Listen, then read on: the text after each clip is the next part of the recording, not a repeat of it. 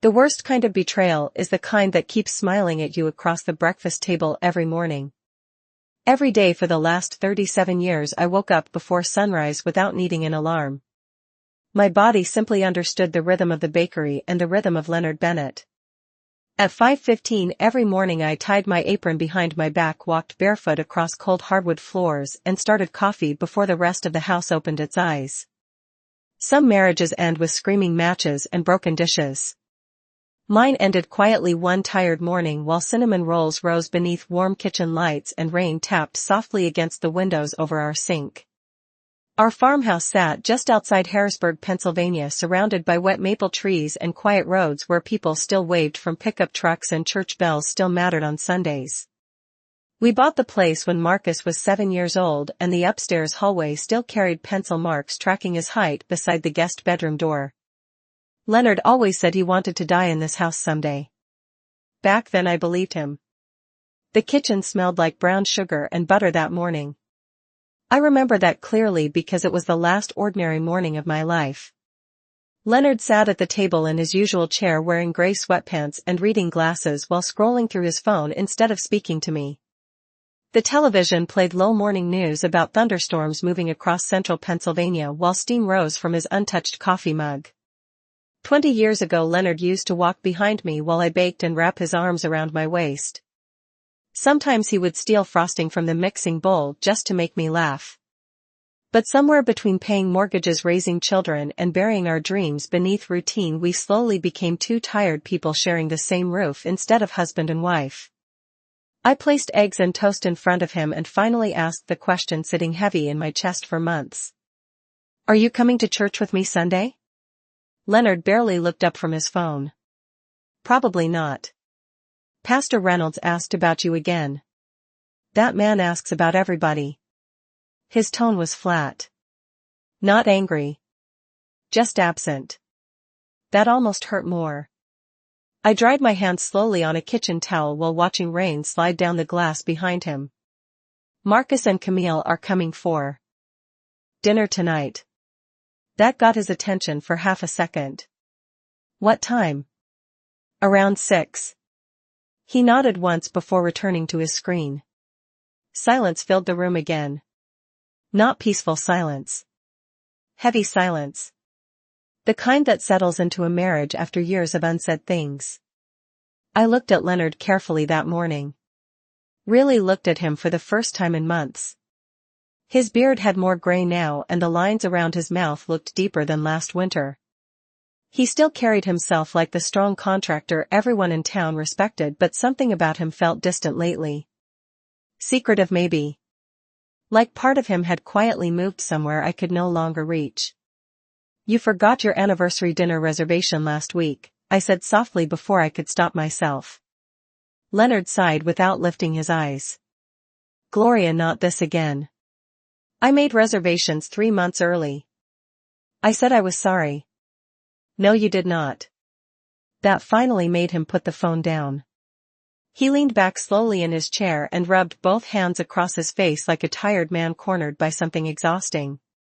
"I work all day. Marcus is drowning financially. The bakery barely breaks even half the time. I forgot one dinner. It was our anniversary, Leonard." He stood up immediately after that conversation ended like always. Leonard Bennett never yelled much. He simply disappeared emotionally whenever life became uncomfortable. He grabbed his truck keys from the counter, kissed the top of my head automatically without warmth and headed toward the mudroom. "I will be late tonight," he said. "Job estimate outside Lancaster." "You retired 2 years ago." He paused briefly beside the door before answering. "People still call me." Then he walked out into the rain without another word. I stood alone in the kitchen listening to his truck engine fade down the road while something cold settled quietly into my stomach. People think betrayal announces itself dramatically. It does not. Usually it arrives as tiny changes you try very hard to ignore because accepting the truth would destroy your entire life. Around 9:30 that morning I opened Bennett Bakery on Front Street like I had every Tuesday for nearly 20 years. The bakery belonged to my mother before me and still smelled like vanilla frosting and fresh bread by dawn. Regular customers came through the doors wearing wet jackets from the rain while country music played softly above the pastry cases. Mrs. Carlyle ordered blueberry muffins for her church group. A state trooper bought black coffee and glazed donuts before heading toward the highway. Everything looked normal. That was the frightening part. My entire world was quietly collapsing while ordinary life continued moving around me without noticing. Around lunchtime, Camille arrived unexpectedly. My daughter-in-law always looked polished even on rainy mornings. Cream-colored coat. Perfect makeup. Gold bracelets that probably cost more than my first car. She kissed my cheek warmly and smiled the same beautiful practiced smile she used on everyone. I brought soup, she said, lifting a paper bag. You skip lunch too much. That is sweet of you. Camille moved behind the counter like family while customers drifted in and out of the bakery. Most people adored her. She volunteered at church fundraisers, remembered birthdays, and spoke softly enough to make everyone feel important. Sometimes I wondered if I was simply becoming old and difficult because lately something about her kindness felt rehearsed. Like watching an actress perform the role of a perfect wife. Marcus said Leonard looked stressed lately, she said casually while arranging napkins near the register. I shrugged. Your father-in-law always looks stressed. You should encourage him to slow down. Her voice carried strange weight behind it. At his age, stress can become dangerous. I looked up slowly from the cash register. What do you mean by that? Camille smiled again, but something flickered briefly behind her eyes before disappearing.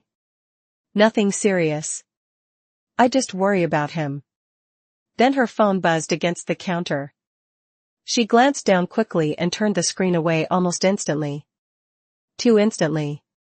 But not before I caught one thing. A message preview with Leonard's name. My hand stopped moving over the register keys. Camille slipped the phone into her purse with smooth calmness before grabbing her soup container. I should get back home, she said lightly. Marcus is dealing with another bank issue. Camille. She paused beside the bakery door. Why is Leonard texting you during work hours? Her expression remained perfectly controlled, but I noticed the smallest hesitation before she answered. He asked what kind of pie Marcus likes for tonight. Rain hammered harder against the windows outside while customers moved quietly around us, pretending not to listen. I forced a smile even though my stomach suddenly felt hollow. Since when does Leonard care about dessert? Camille laughed softly. Maybe he is trying harder. Then she walked out beneath her umbrella and disappeared into the storm while something deep inside me whispered that my life was no longer what I thought it was. There is a moment in every broken marriage when your instincts recognize the truth long before your heart is ready to survive it. I stayed late at the bakery that evening, pretending to reorganize invoices while rain battered the front windows hard enough to blur the streetlights outside into golden smears. The clock above the kitchen doorway read 7:43 and my cinnamon rolls had already gone stale beneath their glass display case. Normally Leonard would have called by then. Even after years of emotional distance, we still operated inside familiar routines. He always checked whether I locked up before driving home. But that night my phone remained silent beside the register while unease crawled slowly beneath my skin like cold water. I tried convincing myself I was imagining things. Camille texting Leonard meant nothing. Families texted each other constantly. Marcus and Camille had been married almost 12 years. She practically grew up in our home after her own mother passed away. I remembered helping her pick wedding flowers. I remembered crying when Marcus placed the ring on her finger. But memory becomes dangerous once suspicion enters your life, because suddenly every old moment returns wearing a different face. Around 8:05 I finally locked the bakery doors and stepped outside beneath my umbrella. Downtown Harrisburg looked nearly empty beneath the storm. Water rushed along curbs while neon reflections shimmered across wet pavement. I should have driven home immediately. Instead I sat inside my Buick with the engine idling while staring through rain at nothing. My chest felt tight and heavy. Like my body was warning me about something my mind still refused to name. Then my phone buzzed. A text from Marcus. Running late tonight. Dad already left to pick up takeout. That message should have comforted me. Instead, something about it felt wrong instantly. Leonard hated takeout. He complained every time Marcus ordered restaurant food instead of eating home cooking. And if Leonard already left Lancaster like he claimed earlier, he would not have reached town yet anyway. I stared at the message while rain drummed across the windshield. Then, without fully understanding why, I turned the car key and drove in the opposite direction from home. Marcus and Camille lived about 15 minutes outside town near a wooded subdivision with large newer homes and quiet cul-de-sacs. Leonard helped Marcus buy the property 3 years earlier after his accounting business nearly collapsed from debt. Marcus always insisted things improved financially after that, but I noticed little signs that told a different story. Overdue notices hidden beneath mail. Stress headaches. Tension whenever money came up at dinner.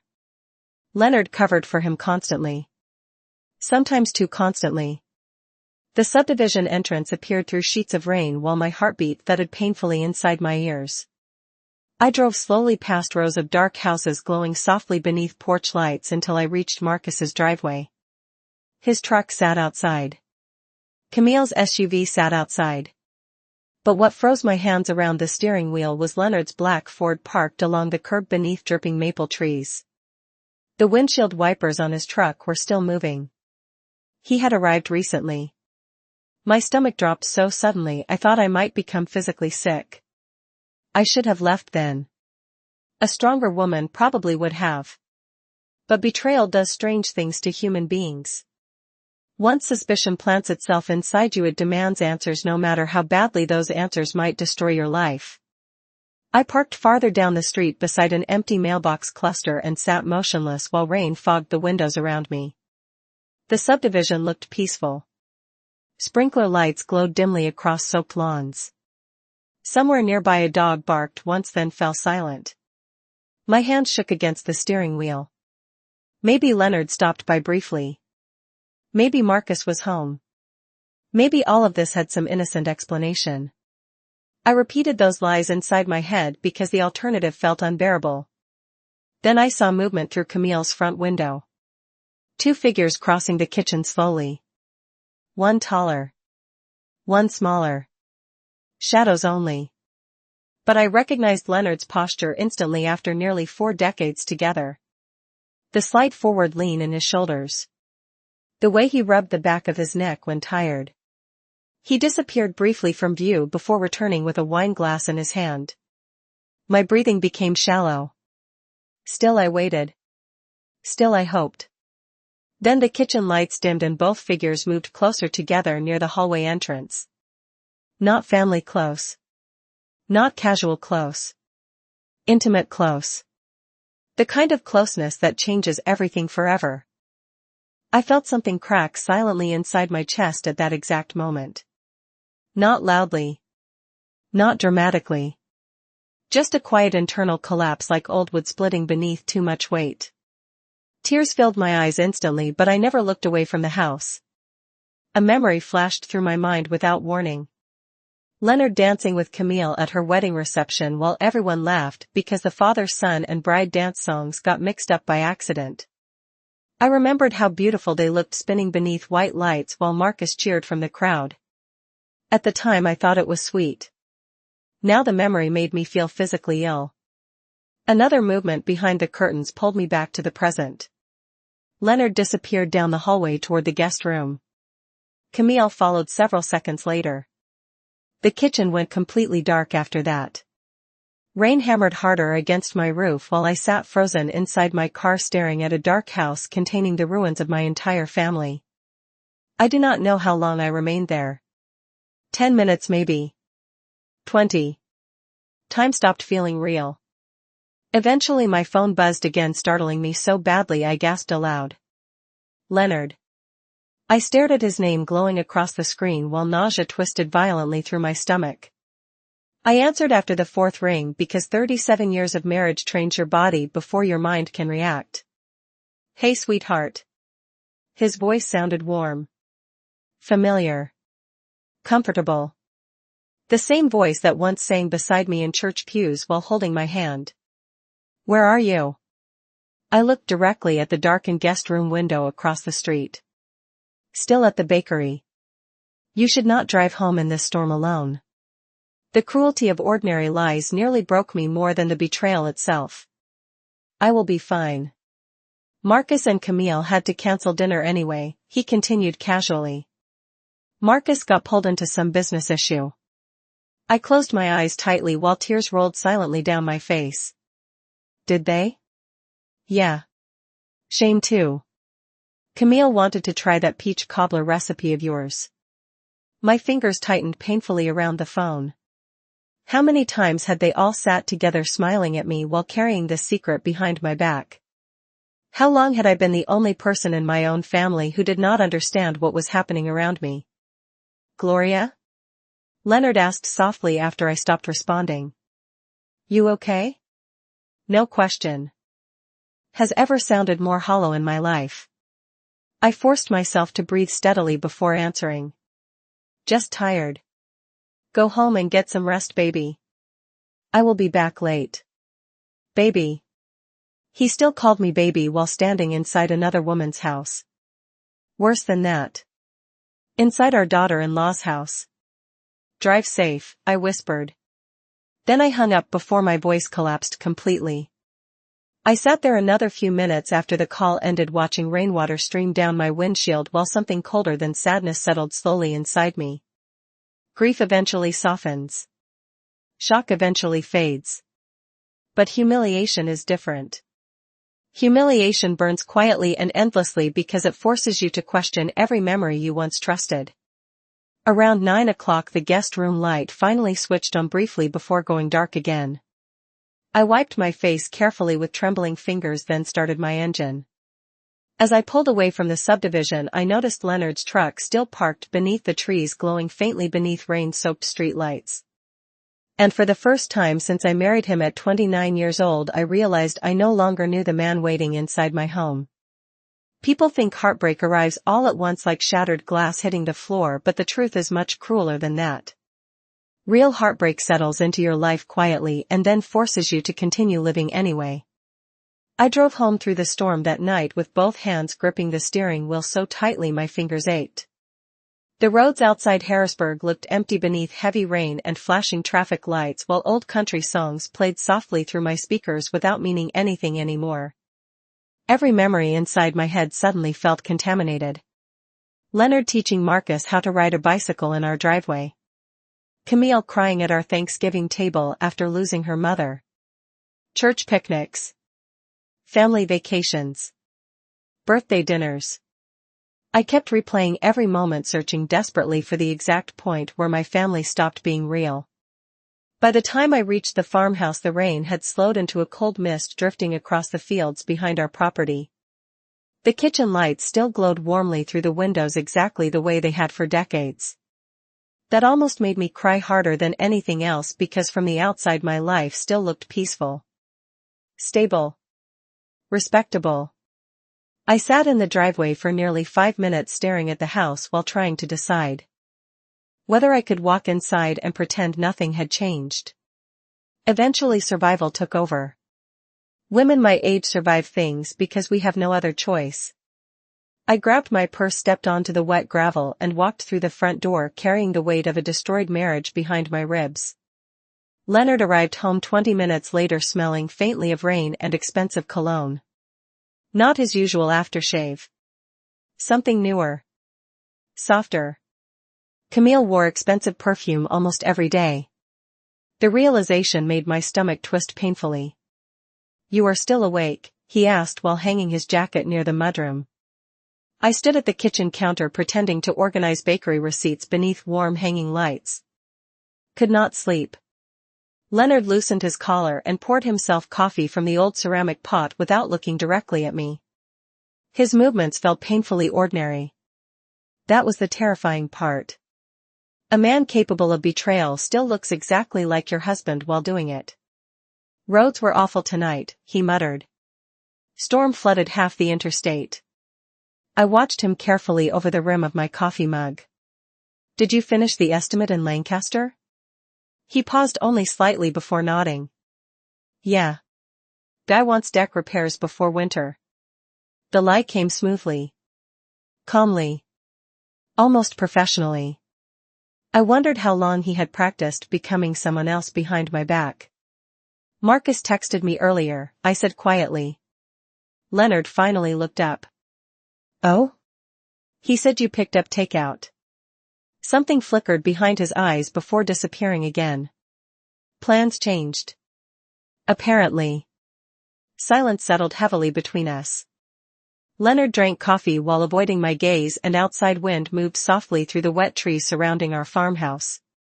I realized then that confrontation would solve nothing tonight. Men like Leonard survived by controlling conversations emotionally.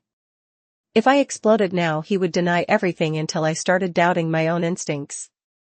Worse than that, he would warn Camille. Whatever secret existed between them would retreat deeper underground. No. If I wanted the truth, I needed patience. Real patience. So I smiled faintly instead. I am going upstairs, I told him. Leonard nodded once with visible relief. Get some rest, baby. Again that word. Baby. I climbed the stairs slowly while rage and humiliation burned together inside my chest like poison. Our bedroom looked exactly the same as it always had.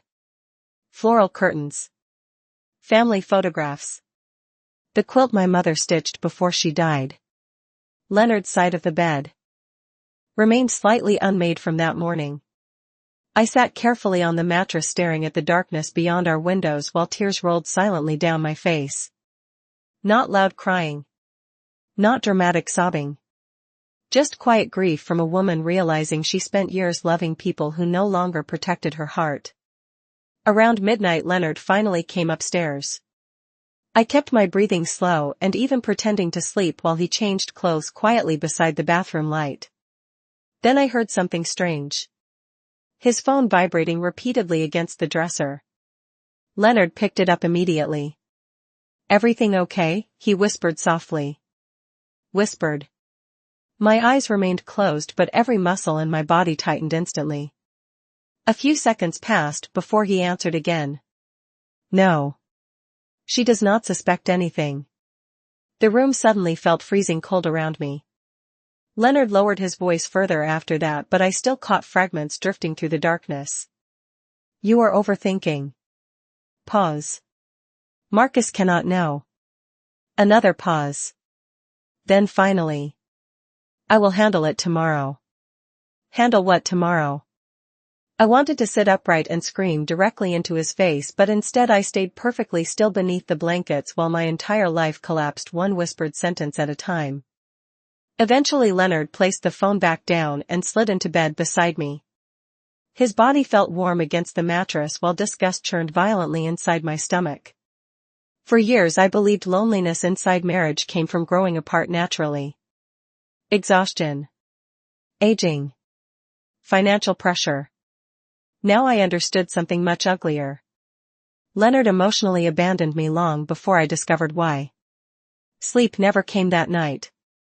Around 4:30 in the morning I quietly climbed from bed and drove to the bakery before dawn. The storm had finally passed, leaving wet roads and low gray clouds stretching across the Pennsylvania sky. Inside Bennett Bakery, the familiar smell of sugar, butter and yeast wrapped around me the second I unlocked the doors. Usually baking calmed me. Measuring flour and kneading dough gave structure to life. But that morning my hands shook so badly I dropped an entire tray of cinnamon filling onto the floor. Lord help me, I whispered aloud while leaning against the counter, trying not to break apart completely. Around 6:15 my longtime employee Denise arrived carrying coffee and wearing her bright red raincoat. Denise had worked beside me for 11 years and knew my moods almost better than family did. The second she looked at my face, her expression changed. Gloria. I forced a weak smile. Morning. Denise set her purse down slowly. What happened? Nothing. That is a lie. I looked away immediately because older women recognize pain in each other too easily. Denise stepped closer, lowering her voice. Did Leonard do something? My silence answered for me. She sighed softly and pulled me into a hug before I realized how badly I needed another human being to hold me together. Oh honey. The words nearly destroyed what little control I had left. Tears burned behind my eyes again while customers slowly began appearing outside through the front windows. Life continuing. Always continuing no matter how badly your heart hurts. I saw something last night, I admitted quietly. Denise studied me carefully. What kind of something? I stared down at flour dust covering my hands. The kind you cannot unsee. Denise did not push further after that. She simply squeezed my shoulder gently before helping me prepare the front display cases in silence. Around 8:02 that morning the bakery door opened and Camille walked inside carrying fresh tulips wrapped in brown paper. She smiled warmly the moment our eyes met. I brought flowers, she said softly. For one terrifying second I almost admired how easily she lied. There is something deeply unsettling about watching a person lie beautifully to your face while carrying flowers in their hands. Camille stood near the front counter smiling softly while rainwater dripped from her umbrella onto the bakery floor. The tulips looked fresh, expensive and carefully arranged. Yellow. My favorite color. For years I would have called her thoughtful. That morning all I could think was how dangerous it is when cruel people learn how to imitate kindness perfectly. These are beautiful, I said carefully while forcing myself to accept the bouquet. Camille leaned forward and kissed my cheek gently. You looked tired last night. I worried about you. Denise glanced toward me from the kitchen doorway without saying a word. Even she sensed something strange moving beneath the surface now. Camille removed her coat revealing an elegant cream sweater and gold earrings that caught the morning light coming through the front windows. Customers slowly drifted inside the bakery ordering coffee and pastries while soft jazz music played above us. Everything looked normal to anyone watching from outside. That was the terrifying part. About betrayal. It hides inside ordinary moments. Marcus still asleep? I asked while placing the tulips into a glass vase beside the register. Camille laughed softly. Barely. He stayed up until almost 2 stressing about finances again. There it was again. Money. Financial pressure seemed woven through every conversation lately like an invisible thread pulling my family somewhere dark. I keep telling him things will work out, Camille continued. But he feels embarrassed depending on Leonard so much. I looked up slowly. Depending on Leonard how? Camille hesitated almost invisibly before answering. Just advice mostly. You know Marcus. Another lie. I could hear it clearly now. Once trust breaks your ears start noticing things your heart ignored for years. Denise stepped forward carrying fresh coffee pots toward the front counter. Morning Camille. Morning Denise. The two women exchanged polite smiles but Denise's eyes shifted briefly toward me with quiet concern. She knew me well enough to understand something fundamental had changed overnight. Camille checked her watch then turned back toward me. I actually stopped by because Leonard asked me to. My stomach tightened instantly though I kept my expression calm. Did he? He wanted me to make sure you were not overworking yourself. I nearly laughed aloud at the absurdity of it. Leonard spent months emotionally disappearing from our marriage but suddenly cared about my stress levels through secret bakery visits from his daughter-in-law. That is thoughtful, I replied carefully. Camille studied my face for a second too long. Are you feeling okay, Gloria? There was something beneath the question now. Not concern exactly. More like evaluation. Measuring whether I suspected something. Just tired, I answered. Long week. Camille nodded slowly though her eyes remained fixed on me with subtle intensity. Then her phone buzzed inside her purse. Again. And once again I watched her expression shift almost imperceptibly while reading the screen. She quickly silenced it this time. Everything all right? I asked. Just Marcus. Another lie. I knew it before the words finished leaving her mouth. You two seem attached to your phones lately, I said casually while ringing up a customer beside us. Camille smiled. That is modern marriage, I guess. Modern marriage. The phrase echoed bitterly inside my head long after she finally left the bakery 20 minutes later. The moment the front door closed behind her, Denise walked directly toward me, wiping flour from her hands. That woman makes my skin crawl. I looked down at the tulips beside the register. She used to feel like a daughter to me. Denise crossed her arms tightly. Sometimes people show their real selves only after they think they are safe.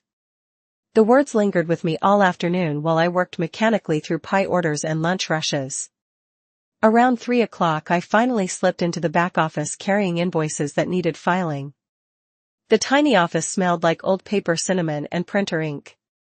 Family photographs covered the shelves beside tax folders and bakery receipts dating back almost 20 years. I sat heavily behind my desk and stared at Leonard's handwriting across old business forms. Bennett Family Bakery. Bennett Family Property Account. Bennett Joint Savings. Everywhere I looked I saw evidence of a life built together. Shared mortgages. Shared taxes. Shared dreams. Shared sacrifices. And now apparently shared betrayal too.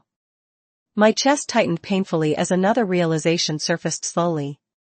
Affairs do not begin suddenly. Which meant while I baked birthday cakes and hosted Christmas dinners, Leonard and Camille were already crossing lines behind my back. How many holidays had I unknowingly sat beside this secret, smiling like a fool? My eyes drifted toward the filing cabinet in the corner where we kept household documents. Mostly routine paperwork. Insurance forms. Property taxes. Retirement accounts. Without fully understanding why, I suddenly stood and opened the bottom drawer. Years of marriage teach women where secrets usually hide. I started flipping through folders slowly while fluorescent lights hummed softly above me. Retirement statements. Vehicle titles. Medical insurance. Then finally a thick envelope labeled Bennett Property Holdings. That stopped me. Leonard handled property paperwork almost exclusively after retirement because numbers exhausted me. I opened the folder carefully and immediately noticed several recent documents I had never seen before. Loan paperwork. Equity transfers. Revised ownership structures involving our farmhouse land. My pulse quickened. Most disturbing of all was a preliminary trust revision dated 3 months earlier. Leonard's signature appeared across the bottom beside an attorney's name from downtown Harrisburg. But my signature line remained blank. I read the pages twice before fully understanding what I held in my hands. Leonard had begun restructuring assets without discussing any of it with me. Our farmhouse. Savings accounts. Rental property income. Even portions of the bakery business. My breathing became shallow as panic crept through my chest. This was bigger than an affair. Much bigger. Suddenly certain conversations from the past year replayed differently in my mind. Leonard encouraging me to reduce bakery involvement. Suggesting we simplify finances. Asking whether I ever considered retirement communities farther south. At the time I assumed he worried about aging. Now every conversation felt sinister. My phone buzzed sharply against the desk, startling me. Leonard. I stared at his name glowing across the screen before answering. Hey baby. His voice sounded smooth, relaxed, almost affectionate. How was business today? I looked down at trust paperwork spread across my desk. Busy. Good. I heard television noise behind him. Marcus and Camille invited us over Friday night. Thought maybe we could all relax together. Relax together. The words nearly made me physically sick. Friday might be difficult. Why? Bakery inventory. Leonard sighed softly. Gloria, you work too hard. That phrase again. You work too hard. Suddenly it sounded less like concern and more like preparation. Like slowly convincing me I was becoming fragile, tired, incapable. Funny, I said quietly. Everybody seems worried about me lately. Silence lingered briefly on the line. Then Leonard laughed lightly. Maybe because we love you. We. Not I. We. My fingers tightened around the phone while cold understanding settled deeper into my bones. Whatever existed between Leonard and Camille was no longer reckless passion or temporary stupidity. It had evolved into something organized. Strategic. Dangerous. After hanging up, I remained alone inside the office staring at trust documents while rain clouds gathered again beyond the bakery windows. Somewhere during the past year my husband stopped building a future with me and started building one without me instead. And the most horrifying part was realizing I still had no idea how far their betrayal actually reached. Once trust disappears from your marriage, every conversation becomes an investigation and every smile starts looking like evidence. I drove home from the bakery just after sunset while cold autumn wind pushed dead leaves across the empty Pennsylvania roads. The sky above Harrisburg looked heavy and gray again, threatening more rain before morning. Usually I loved that drive home. It gave me time to breathe between work and family life.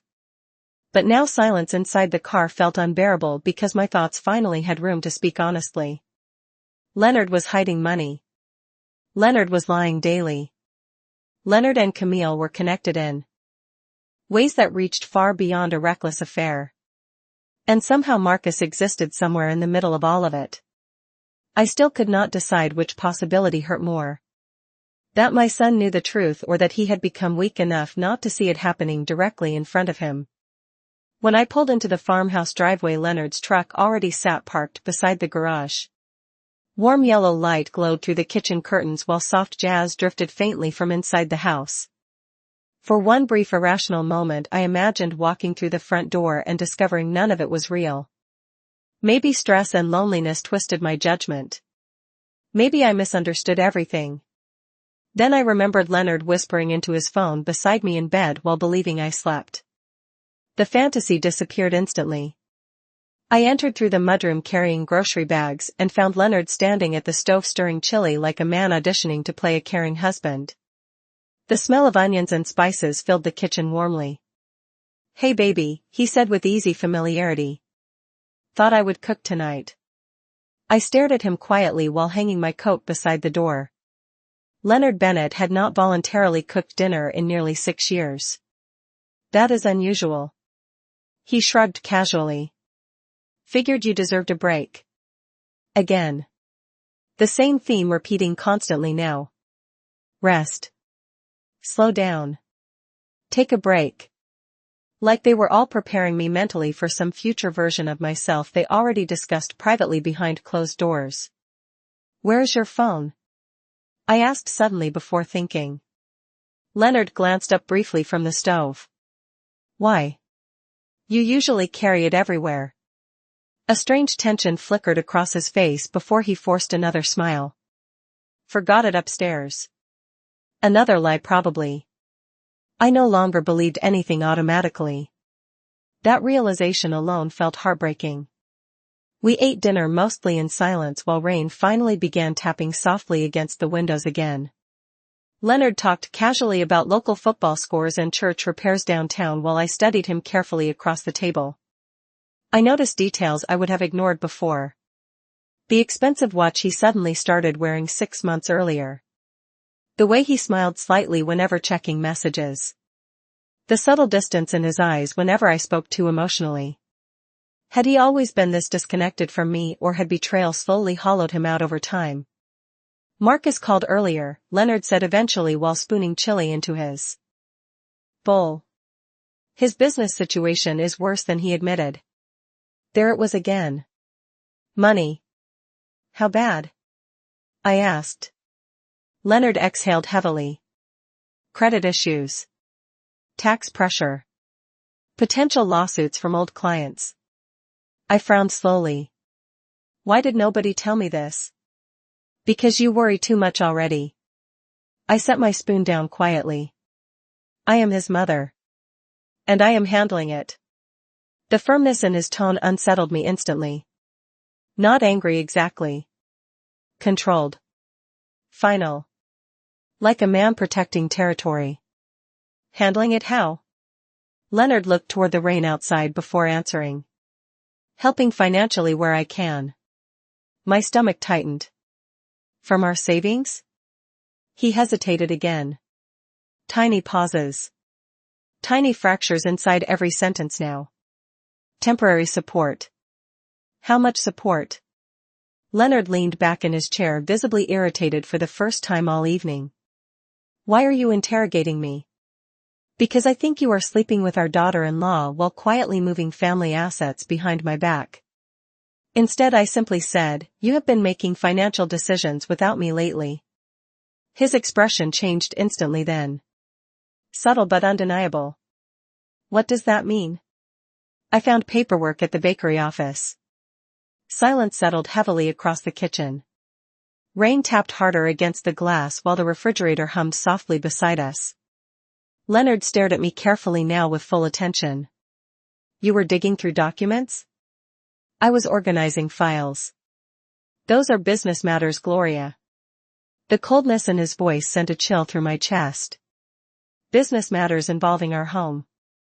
I plan to discuss everything eventually. Eventually. Another dangerous word. You changed trust documents without speaking to me. Leonard rubbed his forehead slowly before answering. Nothing was finalized. Why hide it then? His jaw tightened visibly. Because every financial conversation becomes emotional with you lately. That sentence hurt more than I expected. Not because it was cruel, but because it sounded rehearsed. Like something already discussed privately with other people. Emotional, I repeated quietly. Leonard sighed heavily and stood from the table carrying his bowl toward the sink. You are exhausted, Gloria. The bakery consumes your entire life. I have been trying to reduce stress for you. Reduce stress.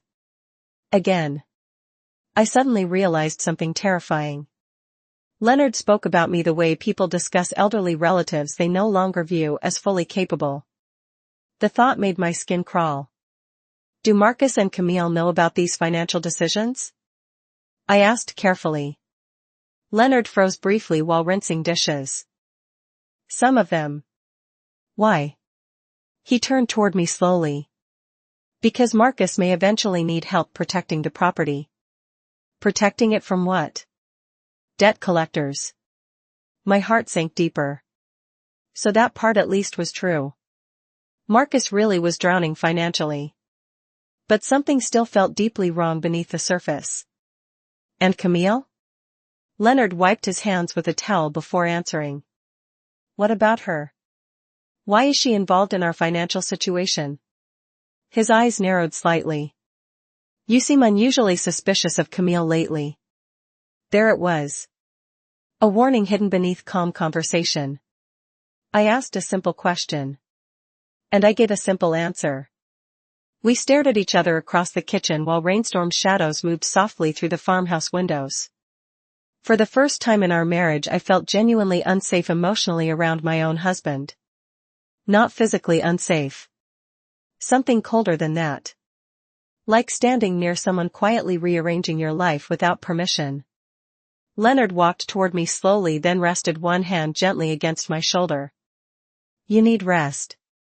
The softness in his voice frightened me more than anger would have. You have been overwhelmed for months. I am not overwhelmed. You dropped an entire baking tray yesterday, according to Denise. My blood turned cold instantly. You spoke to Denise? She called me worried. Another lie probably. Or maybe not. The worst part was no longer knowing. Leonard squeezed my shoulder lightly. You have carried too much responsibility for too long, baby. Again that word. Baby. Maybe it is time to simplify things.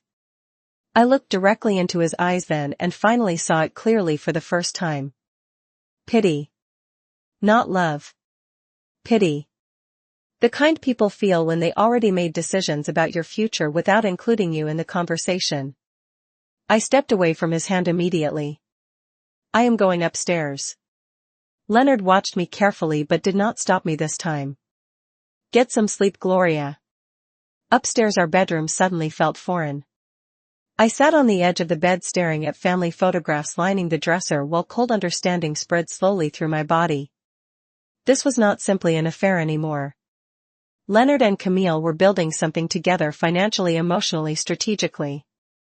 And somehow they were positioning me as the unstable, exhausted obstacle standing in the way. Around midnight I quietly walked back downstairs after Leonard fell asleep beside the television. His phone rested charging near the kitchen counter, glowing softly in the darkness. My heart pounded violently while I picked it up with trembling hands. The password had changed. Nothing prepares you for the moment you realize your own husband has started locking pieces of his life away from you. I stood alone in the dark kitchen holding Leonard's phone while cold rain whispered softly against the farmhouse windows. The screen glowed pale blue across my hands as my heart pounded hard enough to make me dizzy. For 37 years Leonard used the same password on almost everything. Marcus's birthday. Simple. Predictable. Familiar. But now even that small piece of our shared life had changed without me knowing. I tried Marcus's birthday first anyway. Wrong password. Then our anniversary. Wrong again. Finally I set the phone back beside the charger before panic could push me into something reckless. The last thing I needed was Leonard waking up and realizing I no longer trusted him. Though maybe some part of him already knew. Betrayal changes the air inside a house. Even silence starts sounding suspicious. I stood there several more seconds staring at the darkened staircase before returning quietly upstairs. Leonard slept on his side facing away from me, breathing slowly beneath the dim bedside lamp glow. Looking at him hurt in ways I still could not fully explain. This was the same man who once drove through a snowstorm at midnight because I mentioned craving strawberry ice cream during pregnancy. The same man who held my hand beside hospital beds and buried both my parents with tears in his eyes. People imagine cheaters as obvious monsters, but most betrayal comes wearing familiar faces. That is why it destroys you so completely. The next morning I woke before dawn again, though I barely slept at all. Leonard remained in bed while I dressed quietly and headed downstairs to start coffee. The farmhouse felt colder lately despite the heat running constantly through old vents. Maybe because trust once made this place feel safe and now every room carried hidden meanings. While pouring coffee grounds into the machine I noticed Leonard's leather briefcase sitting beside the kitchen table. Normally he kept it locked inside his truck. My pulse quickened slightly. Small mistakes happen when people become too comfortable hiding things. I glanced upstairs listening carefully. Silence. Slowly I walked toward the briefcase and opened the top latch. Inside sat folders, receipts, and paperwork organized with unusual precision. Leonard was never naturally organized. Camille was. My hands trembled while flipping carefully through financial statements and contractor invoices until one document stopped me completely. Bennett Family Trust Revision Meeting.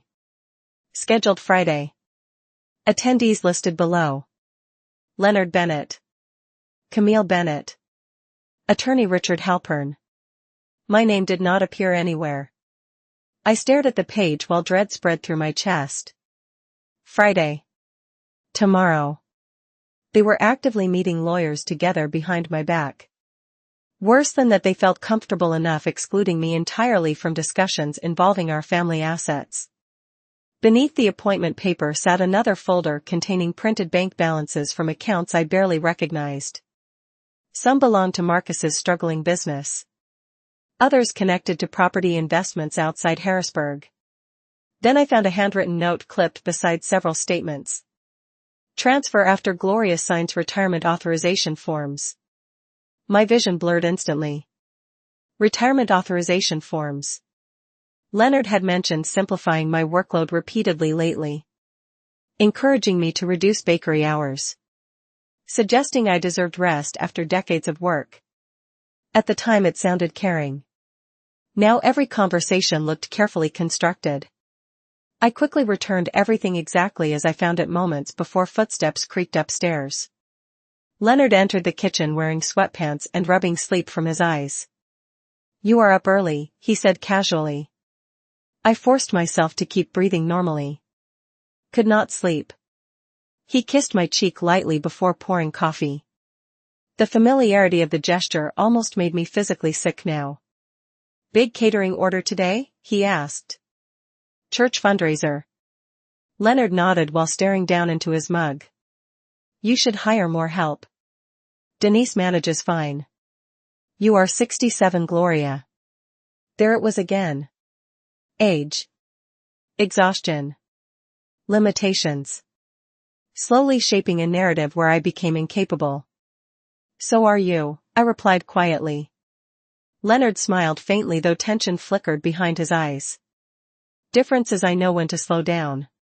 The sentence lingered heavily between us. Not cruel enough to challenge directly. Just dismissive enough to make me question myself. That was Leonard's specialty lately. Subtle emotional erosion. After breakfast he left quickly, claiming another contractor meeting outside Lancaster. I waited exactly 15 minutes before grabbing my purse and driving toward downtown Harrisburg instead of the bakery. Richard Halpern's office occupied the third floor of an older brick building overlooking Market Street.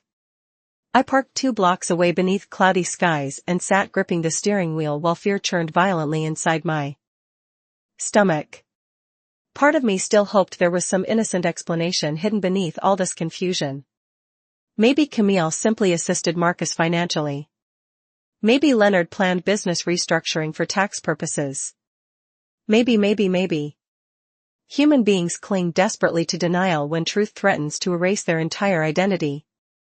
Inside the law office, warm lighting reflected across polished wooden floors while a young receptionist smiled professionally from behind a marble desk. Can I help you?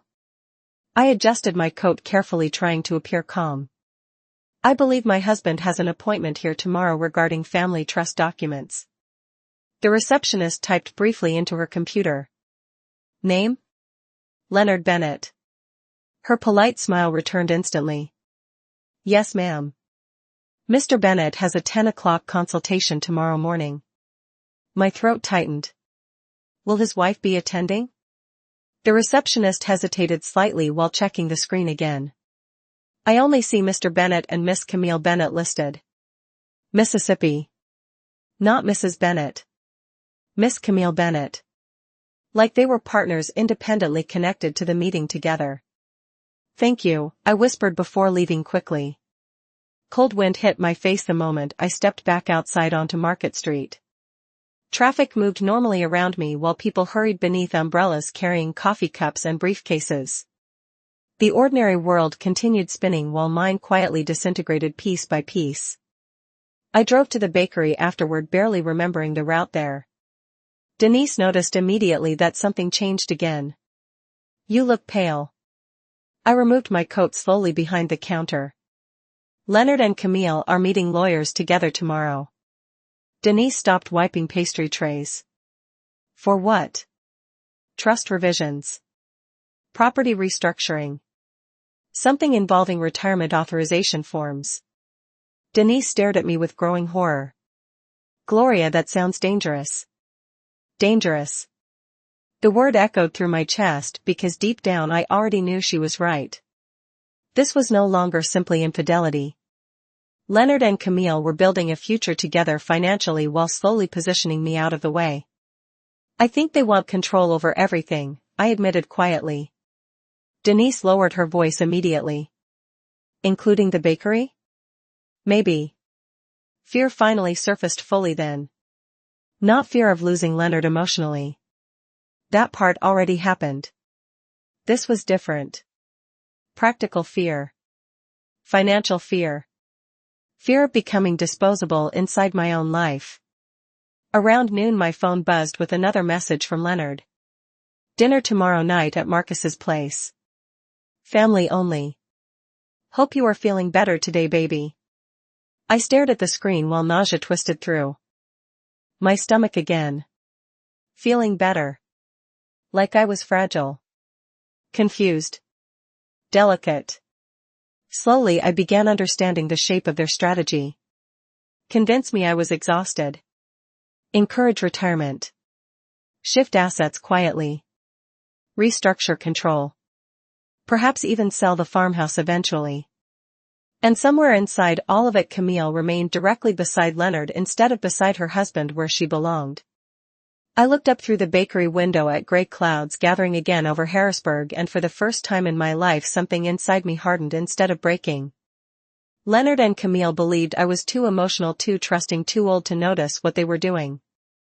That was their first mistake. The most dangerous people are not the ones who hate you openly. The most dangerous people are the ones quietly preparing your replacement while still calling you family. That night I stood alone inside our farmhouse bathroom staring at my reflection while warm water fogged the mirror around me. I looked older than I remembered. Deep lines near my mouth. Silver spreading wider through my curls. Tired eyes carrying too many sleepless nights. For the first time I understood exactly how Leonard and Camille probably saw me now. Not as Gloria Bennett, the woman who built a bakery from nothing and held a family together through decades of struggle. Not as a wife or mother. Just an aging obstacle standing between them and the life they wanted. The realization should have crushed me. Instead, something colder settled quietly into place inside my chest. Clarity. Leonard always underestimated quiet women. Most men do. They mistake kindness for weakness because they never notice how much strength it takes to love people faithfully year after year without applause. I dried my face slowly and walked downstairs where Leonard sat watching television beside the fireplace with one arm stretched across the couch, exactly like every ordinary evening of our marriage. Except nothing about our life was ordinary anymore. "You look exhausted," he said gently when I entered the room. "Long day." I sat in the armchair across from him while studying his face beneath warm lamplight. "Tomorrow's dinner still happening?" "Marcus is counting on it." Leonard muted the television. "He needs family support right now." Family support. The phrase almost made me laugh. How serious are Marcus's financial problems? Leonard exhaled heavily like a tired father carrying burdens alone. Worse than I admitted. Then. Maybe I should know details. Why? There was no anger in his voice. Just calculation. Because I am his mother. Leonard rubbed one hand slowly across his jaw before answering. Marcus made bad investments. Client disputes. Credit issues. Camille has been trying to stabilize things emotionally. Again. Camille positioned directly beside him inside every explanation. You seem very close to Camille lately. The room went perfectly still after those words. Leonard's eyes shifted toward me carefully. What exactly are you implying? I held his gaze evenly despite the violent pounding in my chest. I am saying your relationship with her feels different. Leonard stared several long seconds before giving a quiet, disappointed laugh. This is what stress does, Gloria. There it was again. Stress. Exhaustion. Emotional instability. Every conversation slowly bending toward the same conclusion. You think I am imagining things? I think you are overwhelmed. His voice softened further. You have been carrying too much pressure for too long. And Camille understands you better? That finally changed his expression completely. Irritation flashed briefly across his face before he controlled it again. Camille listens without turning every conversation into emotional drama. The words hit harder than shouting would have. Emotional drama. After 37 years together, my pain had become an inconvenience to him. Interesting, I whispered quietly. Leonard leaned forward, resting both elbows against his knees. What is happening to you lately? Not concern. Interrogation disguised as concern. You barely sleep. Denise says you forget orders at the bakery. You snap at people. My stomach turned cold instantly. You speak to Denise often? People worry about you. Again. Everybody worried about Gloria. The exhausted aging woman slowly losing control.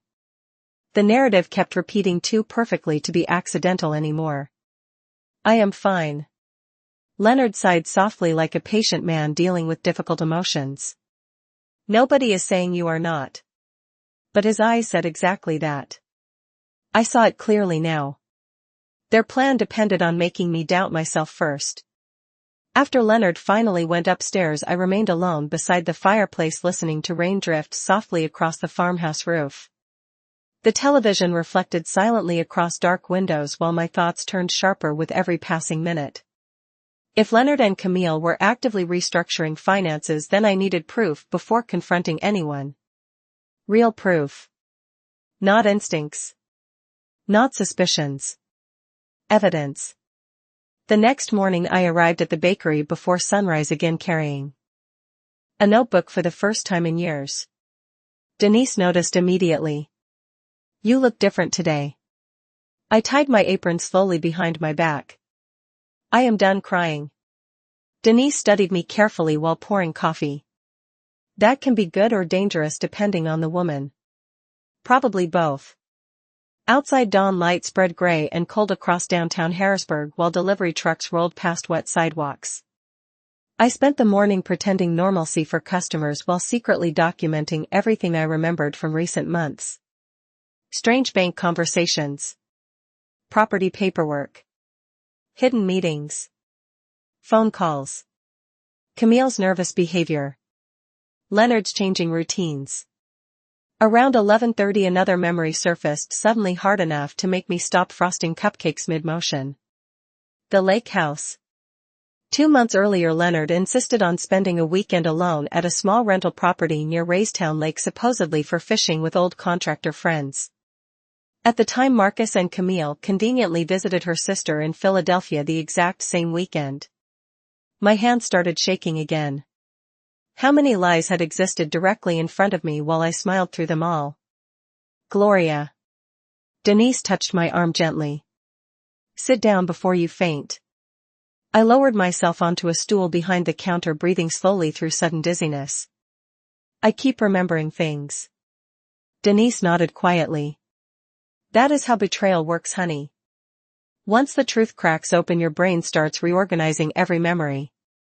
Around lunchtime the bakery bell rang and Marcus walked inside unexpectedly. My son looked exhausted. Dark circles beneath his eyes. Wrinkled dress shirt. Rain dampening the shoulders of his jacket.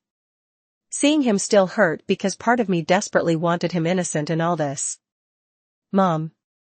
He kissed my cheek quickly before glancing toward the pastry cases. "You got any coffee left?" "Fresh pot." Marcus sat heavily at the counter while Denise quietly disappeared into the kitchen, giving us privacy. I poured him coffee silently while studying his face. He looked genuinely stressed. More than stressed, actually. Cornered. "How bad are things financially?" I asked finally. Marcus looked down immediately. "Dad told you?" "Some of it." He rubbed both hands together nervously. "I made mistakes." "What kind of mistakes?" "Investments. Loans." Trying to expand too quickly. Shame filled his voice thickly enough to feel real. "Why did you not come to me?" Marcus gave a tired, bitter laugh. "Because you already worked your whole life for everybody else." That answer nearly broke my heart. For one brief moment I saw the little boy who used to fall asleep beside bakery flour sacks while I worked overnight during Christmas seasons. "Marcus." He looked up slowly. "Are you and Camille okay?" Something shifted instantly across his expression then. "Fear, maybe. Or guilt." "Why would you ask that?" "Because she seems distant lately." Marcus stared into his coffee several long seconds before answering. "Things have been complicated." "Complicated?" My pulse quickened painfully. "Complicated how?"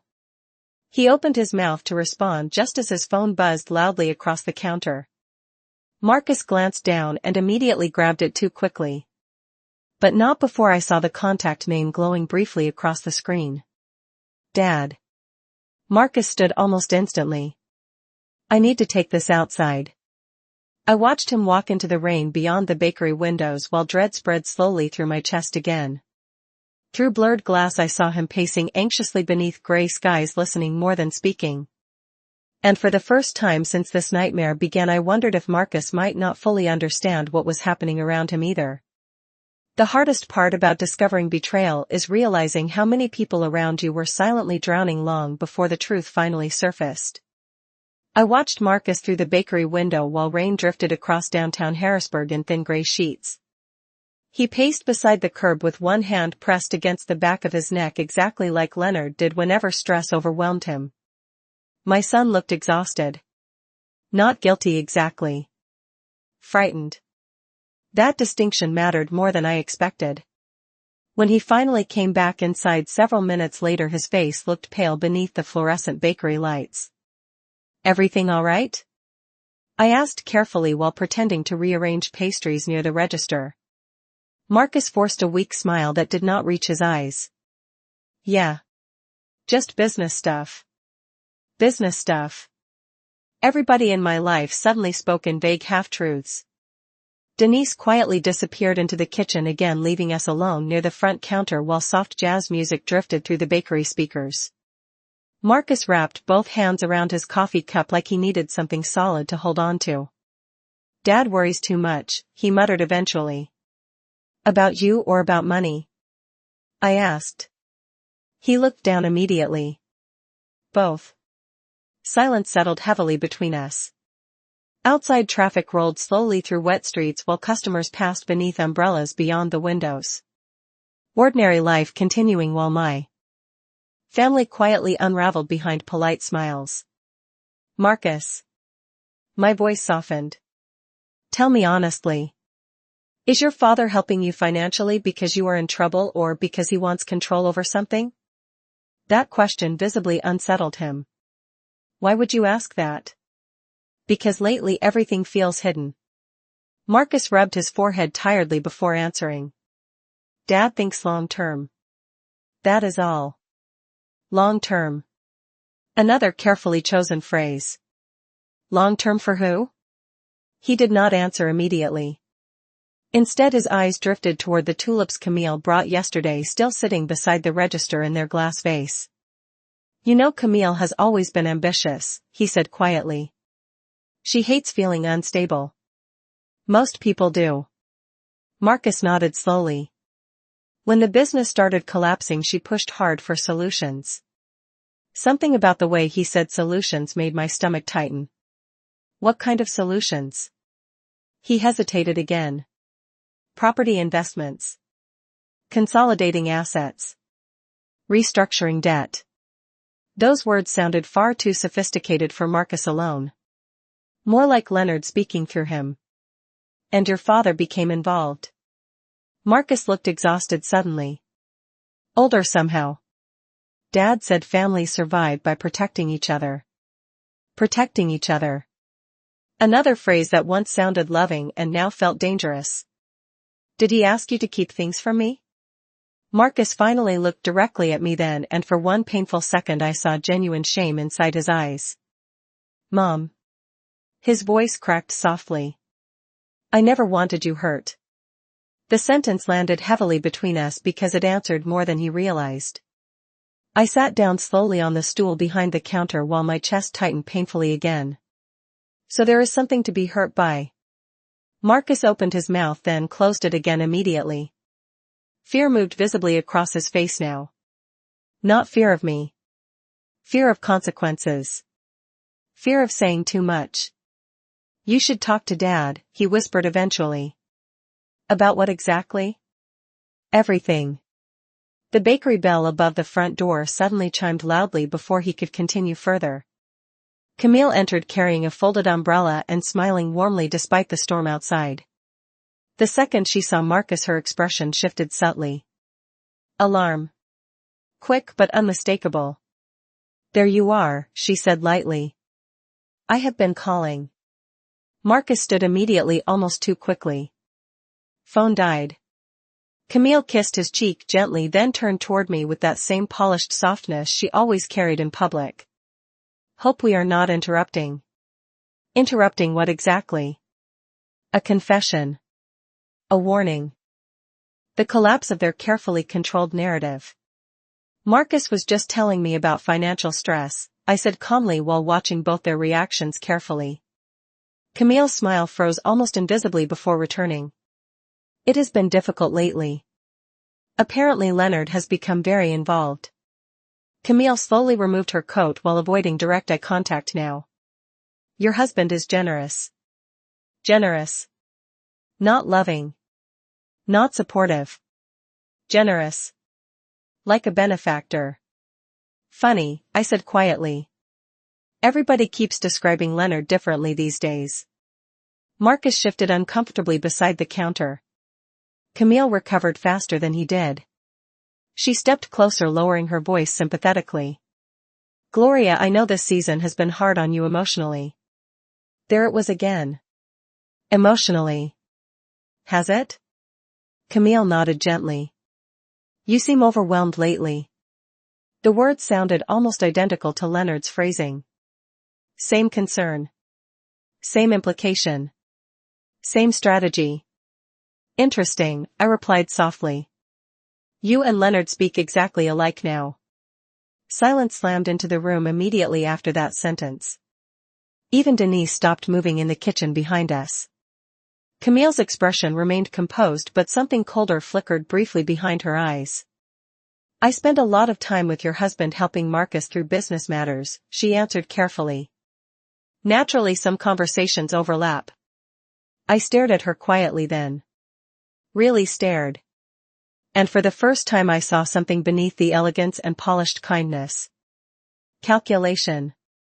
Camille constantly evaluated emotional terrain the way smart people study weather before storms. She watched reactions carefully. Adjusted tone strategically. Controlled environments subtly.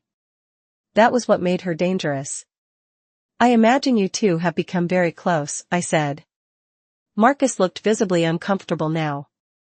Camille, however, simply smiled faintly. Families become closer during hard times. Families. The word sounded poisoned suddenly. Around 3 that afternoon Camille finally left with Marcus after insisting they needed to meet accountants downtown. I watched through the bakery window while they climbed into separate vehicles instead of driving together like normal married couples. Another small detail. Another fracture in the image they presented publicly. Denise approached slowly once they disappeared into traffic. Your son knows something. I know. Do you think he is involved? I stared down at the untouched tulips near the register. I think Marcus is drowning and Leonard convinced him they were saving the family somehow. Denise crossed her arms tightly. And Camille? I thought carefully before answering. Camille is not drowning. She is steering the boat. That evening the rain finally stopped, leaving cold fog drifting across fields outside our farmhouse. Leonard arrived home unusually cheerful, carrying expensive wine and smiling more than he had in months. The performance almost impressed me now. Good day? I asked while setting plates onto the kitchen table. Productive, he answered smoothly. Marcus feels optimistic for the first time in weeks. That is wonderful. Leonard poured wine into my glass before sitting across from me. Candlelight flickered softly between us while darkness settled outside the windows. Anyone looking from outside would see a peaceful married couple sharing dinner after decades together. They would never imagine one person at that table quietly dismantled the other's entire life behind closed doors. Tomorrow night should be nice, Leonard said casually while cutting steak. Family dinner. Relaxed atmosphere. At Marcus's house. Yeah. He smiled faintly. Camille is cooking. Something inside me hardened further at those words. Camille cooking dinner while secretly sleeping with my husband inside the same house. The cruelty of it almost felt unreal. Leonard. He looked up calmly. Have you ever lied to me about something important? That question finally disturbed him. Just slightly. But enough. Where is this coming from? Answer it. Leonard set his fork down carefully before speaking. Every marriage has difficult seasons, Gloria. Difficult seasons. Not denial. Not innocence. That is not what I asked. He leaned back, slowly studying me now with cautious attention. You have been acting differently for days. Maybe I am finally paying attention. Silence stretched between us while the grandfather clock ticked softly from the hallway. Then Leonard smiled again. Patient. Controlled. Almost pitying. You are tired, baby, he said quietly. And tired people sometimes create stories that are not really there. The moment those words left his mouth, I finally understood exactly what they were trying to do to me. The moment someone starts questioning your reality instead of answering your concerns, you stop having a marriage and start living inside psychological warfare. I barely slept that night after Leonard suggested I was imagining things. The sentence replayed endlessly through my mind while cold wind rattled tree branches outside our farmhouse windows. Tired people sometimes create stories that are not really there. He said it softly. Patiently. Like a man trying to comfort a fragile woman slipping emotionally out of control. But beneath the calmness I heard something far more disturbing. Strategy. Leonard was not simply lying anymore. He was slowly constructing a version of me that could be dismissed. Emotional. Exhausted. Confused. Unstable. Every conversation now moved quietly toward that same destination. I lay awake beside him, staring into darkness until dawn finally crept gray across the bedroom walls. Leonard slept peacefully while my entire world collapsed inches away from him. Around 5 in the morning I quietly slipped from bed and drove toward the bakery through dense fog hanging low across rural Pennsylvania roads. The radio stayed off. My thoughts felt loud enough already.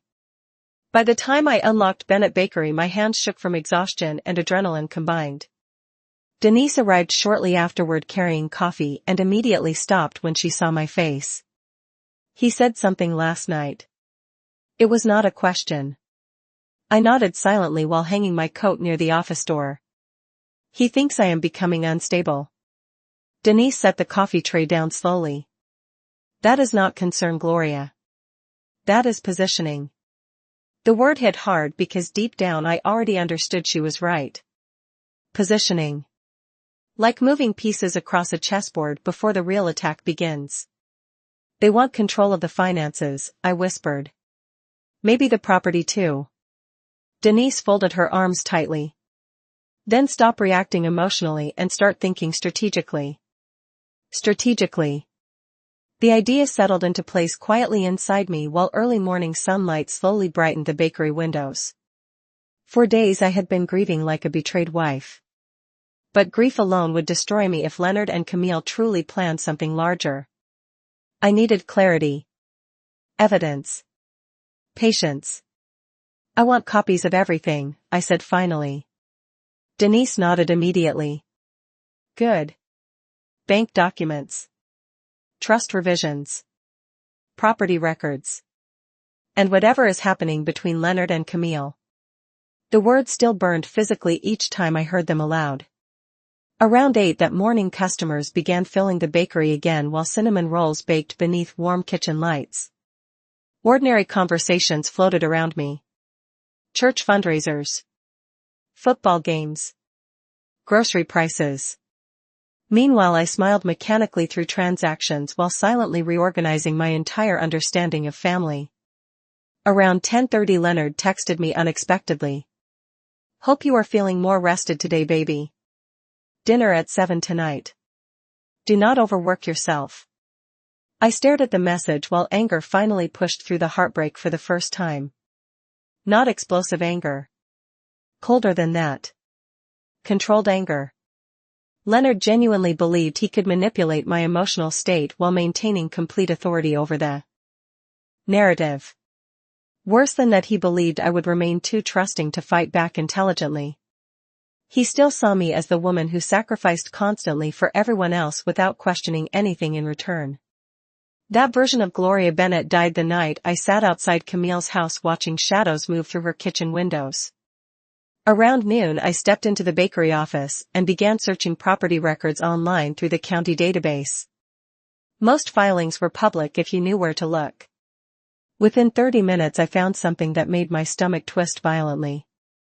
A newly established limited liability corporation registered 2 months earlier under the name Bennett Holdings Group. Listed members: Leonard Bennett, Camille Bennett. My name nowhere. My hands froze above the keyboard while cold dread spread through my chest. This was not panic. This was planning. Deliberate, structured planning involving attorney's paperwork and financial restructuring behind my back. I printed every document immediately and locked them inside my desk drawer just as Denise entered carrying inventory sheets.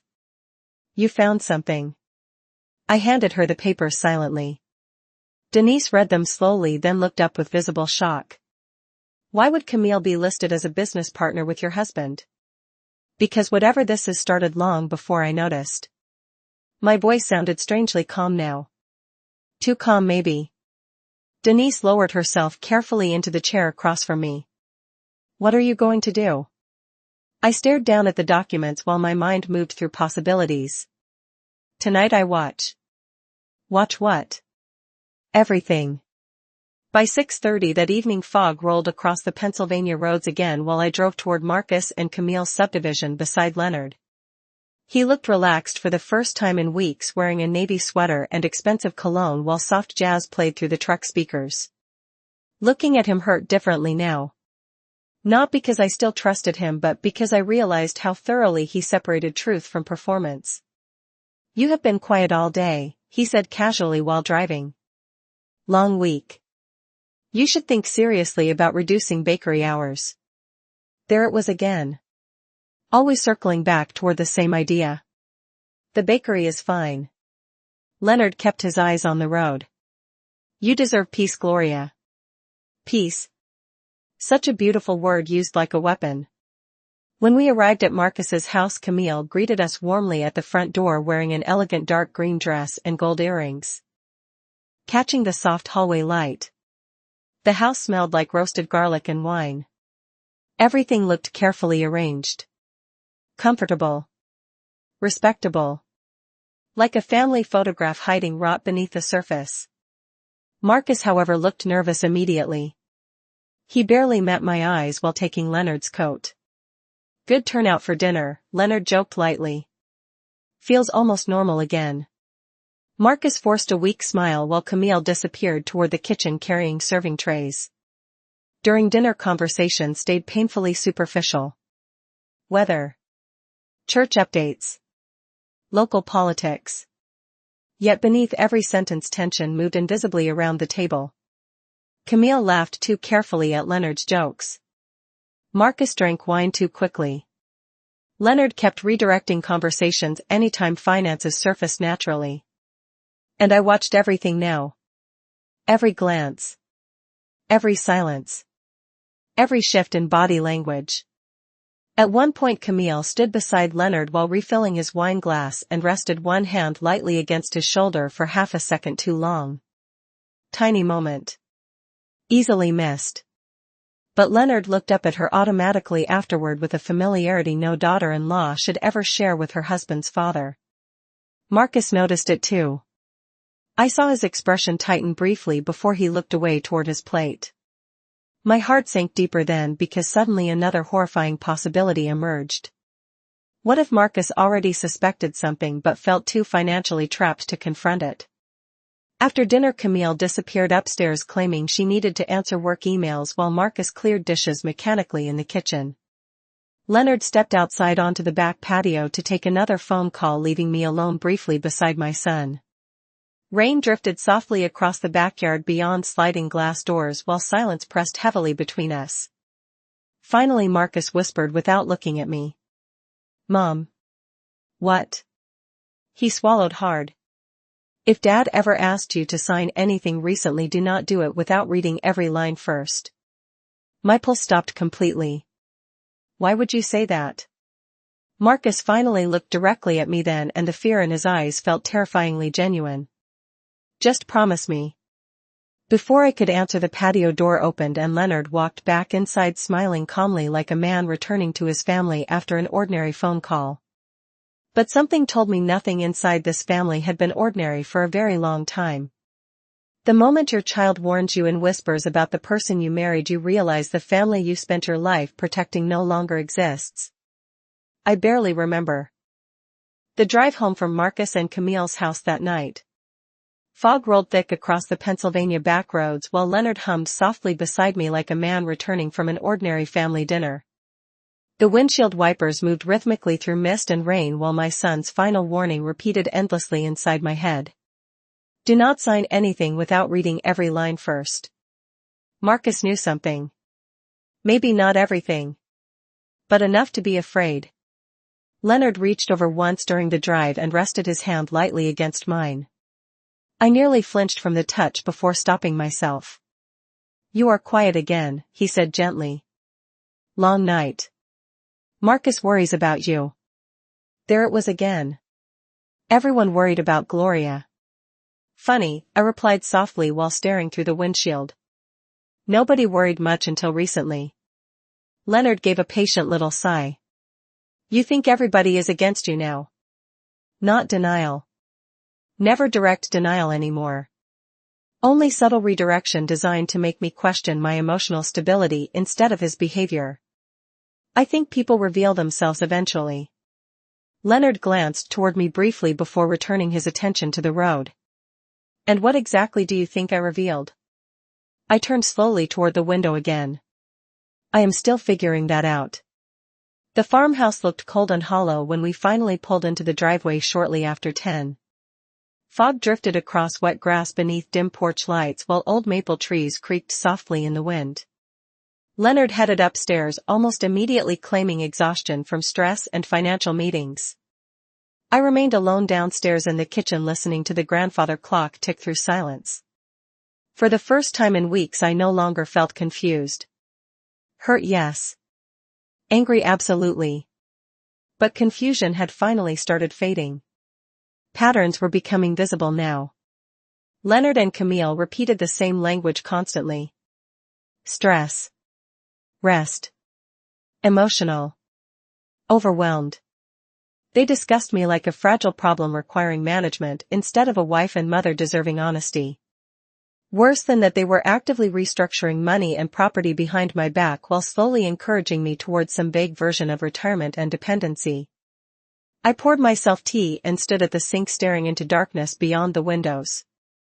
Somewhere during the last few months, Leonard stopped viewing me as a partner.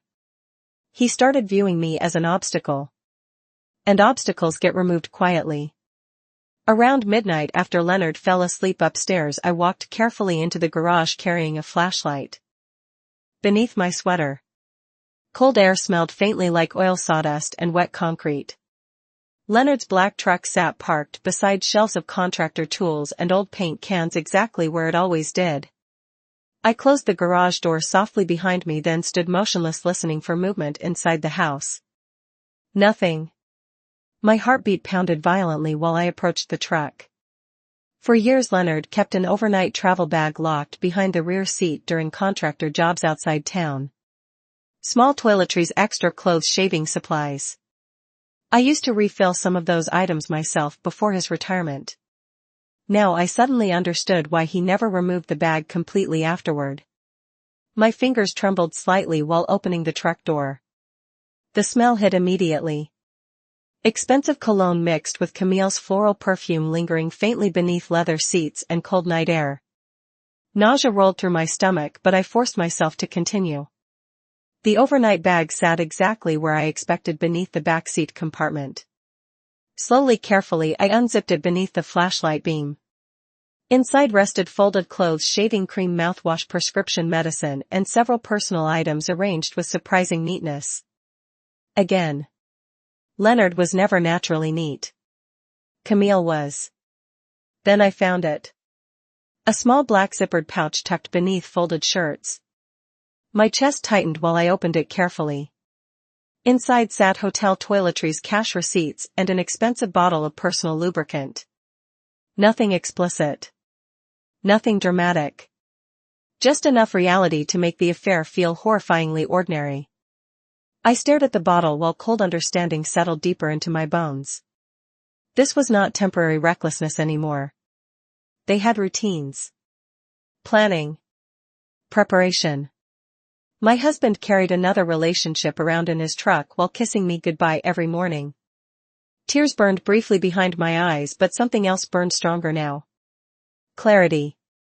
I placed the pouch back exactly as I found it, then noticed another folded receipt tucked inside the side compartment. Lakeview Suites. Raystown Lake. 2 guests. 2 months earlier. Same weekend Leonard supposedly spent fishing with contractor friends while Camille visited her sister. My hand stopped shaking completely after that. Pain transformed into certainty. And certainty changes people. I quietly photographed the receipt with my phone before returning everything carefully into place. But before closing the pouch, my eyes drifted once more toward the lubricant bottle resting beneath the flashlight glow. A strange thought surfaced then. Not emotional. Not impulsive. Calm. Strategic. I stared at the bottle. Several silent seconds while rain tapped softly against the garage roof overhead. Then slowly I zipped the pouch closed and returned the bag exactly where Leonard left it. Back inside the farmhouse, I washed my hands thoroughly at the kitchen sink while my reflection stared back faintly from the dark window glass. For weeks I cried privately while Leonard and Camille quietly manipulated narratives around me. They expected heartbreak. They expected confusion. They expected emotional collapse. What they never expected was patience. The next morning I arrived at the bakery before sunrise carrying printed copies of every document I found so far. Denise listened silently while I explained the corporation filings, the trust meetings, and finally the hotel receipt from Raystown Lake. "Oh my God," she whispered softly after reading the paperwork. "They really thought you would never figure it out. Leonard thinks I am too emotional to think clearly." Denise folded the receipt slowly. That man forgot who built this family in the first place. I looked down at flour dust covering the bakery counter beneath warm morning lights. No. He remembered. That is why they are trying to weaken me before moving completely. Denise stared at me carefully. "What are you going to do now?" Outside, dawn slowly brightened Front Street while delivery trucks rolled through wet pavement and church bells echoed faintly somewhere downtown. I thought about Leonard sleeping peacefully beside me every night while planning another life with Camille. I thought about Marcus trapped between fear, debt, and betrayal. I thought about my bakery. My marriage. My home. My entire life quietly reorganized without my permission. Then I remembered the bottle inside Leonard's truck and a cold calm feeling that settled over me while holding it beneath garage light. "I am going to stop reacting like a victim," I said quietly. Denise raised one eyebrow. "And start reacting like what?" I finally looked up at her then. "Like someone who has nothing left to lose." Revenge becomes dangerous the moment it stops coming from rage and starts coming from calm observation. 3 days passed after I searched Leonard's truck, and during those 3 days I transformed into someone my husband no longer recognized. I stopped crying. Stopped questioning him emotionally. Stopped reacting whenever he mentioned stress or retirement or my supposed exhaustion. Instead, I watched quietly while Leonard and Camille grew more comfortable believing their strategy worked. That was the strange thing about dishonest people. Once they think you are defeated, they become careless. Friday morning arrived cold and gray over Harrisburg, with low clouds hanging heavy above wet roads and church steeples downtown. Leonard dressed unusually carefully before leaving for the attorney meeting with Camille. Navy blazer. Expensive watch. Fresh haircut. He looked less like a 71-year-old retired contractor and more like a man preparing for a second life. "You sure you do not want to rest today?" he asked while buttoning his coat near the mudroom mirror. "Denise can handle the bakery." I poured coffee slowly without looking at him. "I am fine, Leonard." The simplicity of my answer visibly relaxed him. "Good." He kissed the top of my head lightly.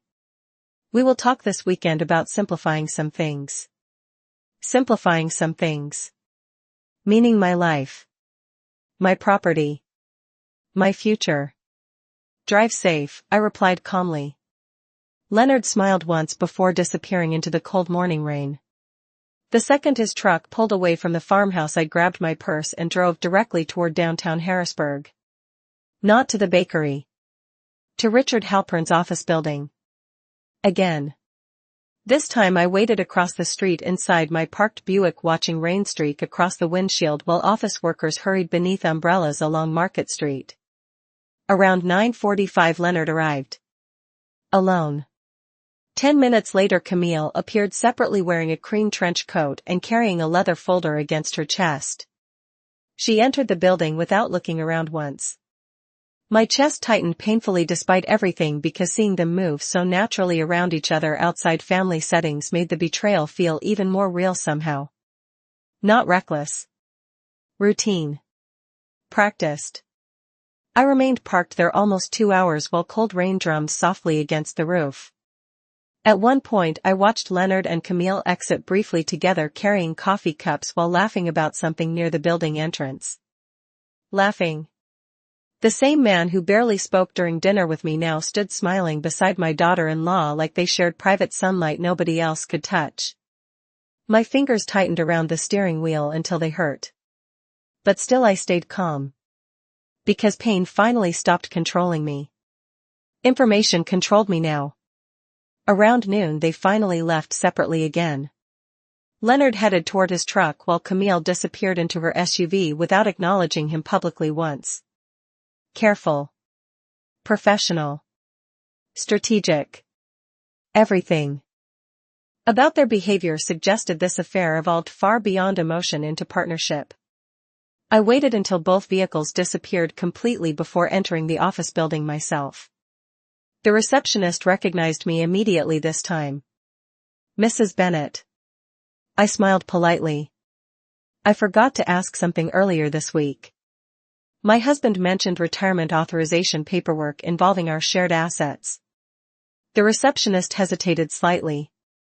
You would need to speak directly with Mr. Halpern regarding confidential filings. Of course. I lowered my voice softly. I just worry because my husband keeps insisting I am too overwhelmed to manage financial matters lately. Sympathy flickered across the woman's face instantly. Older women recognize certain dangers instinctively. One moment. She disappeared briefly through a side hallway, then returned carrying a sealed envelope. Mr. Halpern asked me to give you this personally if you ever stopped by. My pulse quickened immediately. What is it? He said you should review everything carefully before signing future documents. That sentence alone told me more than she realized. I thanked her calmly before returning to my car, where I opened the envelope with trembling hands. Inside sat photocopies of preliminary trust revisions and proposed medical authorization forms. Medical authorization forms. My vision blurred briefly while rain tapped steadily across the windshield. Leonard and Camille were not simply restructuring assets. They were positioning themselves for legal authority over my financial decisions if I became medically incapable. Exhaustion. Emotional instability. Overwhelmed. Suddenly their entire strategy snapped fully into focus.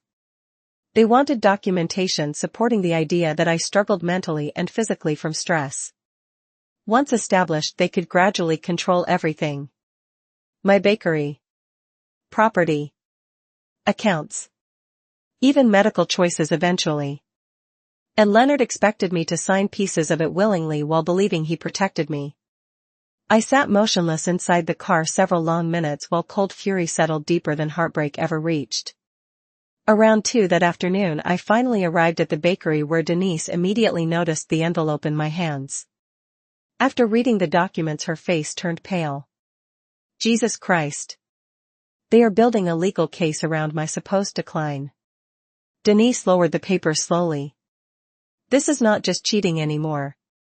No, I stared through the bakery window at rain sliding across Front Street. This is replacement. The word hung heavily between us because it felt exactly right. Leonard and Camille were replacing me emotionally, financially, socially. Quietly. Systematically. That evening Leonard returned home unusually cheerful. Again carrying expensive wine and smiling with dangerous confidence. Good day? I asked while preparing dinner. Very productive. He loosened his tie near the kitchen counter. Actually, I wanted to discuss something with you tonight. There it was. The next move. What kind of something? Leonard poured himself bourbon before answering. I think it may be time to reduce pressure on you permanently. Permanently. My stomach tightened though I kept my face calm. Meaning? Maybe step back from the bakery gradually. Travel more. Relax. He spoke smoothly now like a man rehearsing future plans.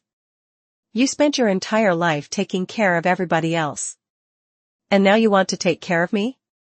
Leonard smiled warmly. Exactly. I nearly admired the performance. Funny timing. What does that mean? Nothing. We ate dinner mostly in silence after that while rainstorms moved across the Pennsylvania countryside outside our windows. Around 10 Leonard finally headed upstairs leaving his truck keys forgotten beside the kitchen counter.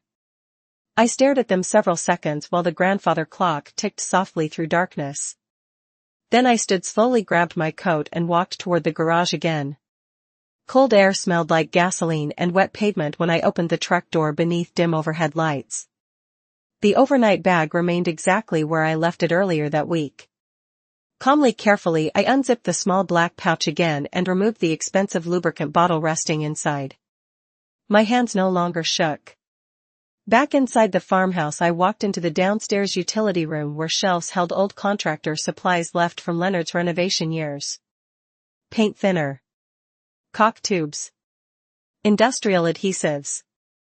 My eyes settled finally on a heavy-duty construction glue sealed inside bright yellow packaging. I stared at it several moments while my heartbeat slowed instead of quickened. Then quietly, methodically, I unscrewed the lubricant bottle beneath harsh fluorescent light and emptied its contents into the sink. Outside, rain hammered harder against the farmhouse roof while somewhere upstairs my husband slept peacefully, believing he still controlled the story. The strange thing about revenge is that the actual moment never feels explosive the way people imagine. It feels quiet. Cold. Almost peaceful. After replacing the contents of Leonard's bottle with industrial adhesive, I cleaned every surface carefully beneath the utility room light until nothing remained out of place. Then I returned the bottle exactly where I found it, inside the overnight bag. Hidden beneath the rear seat of his truck. Every movement felt calm now.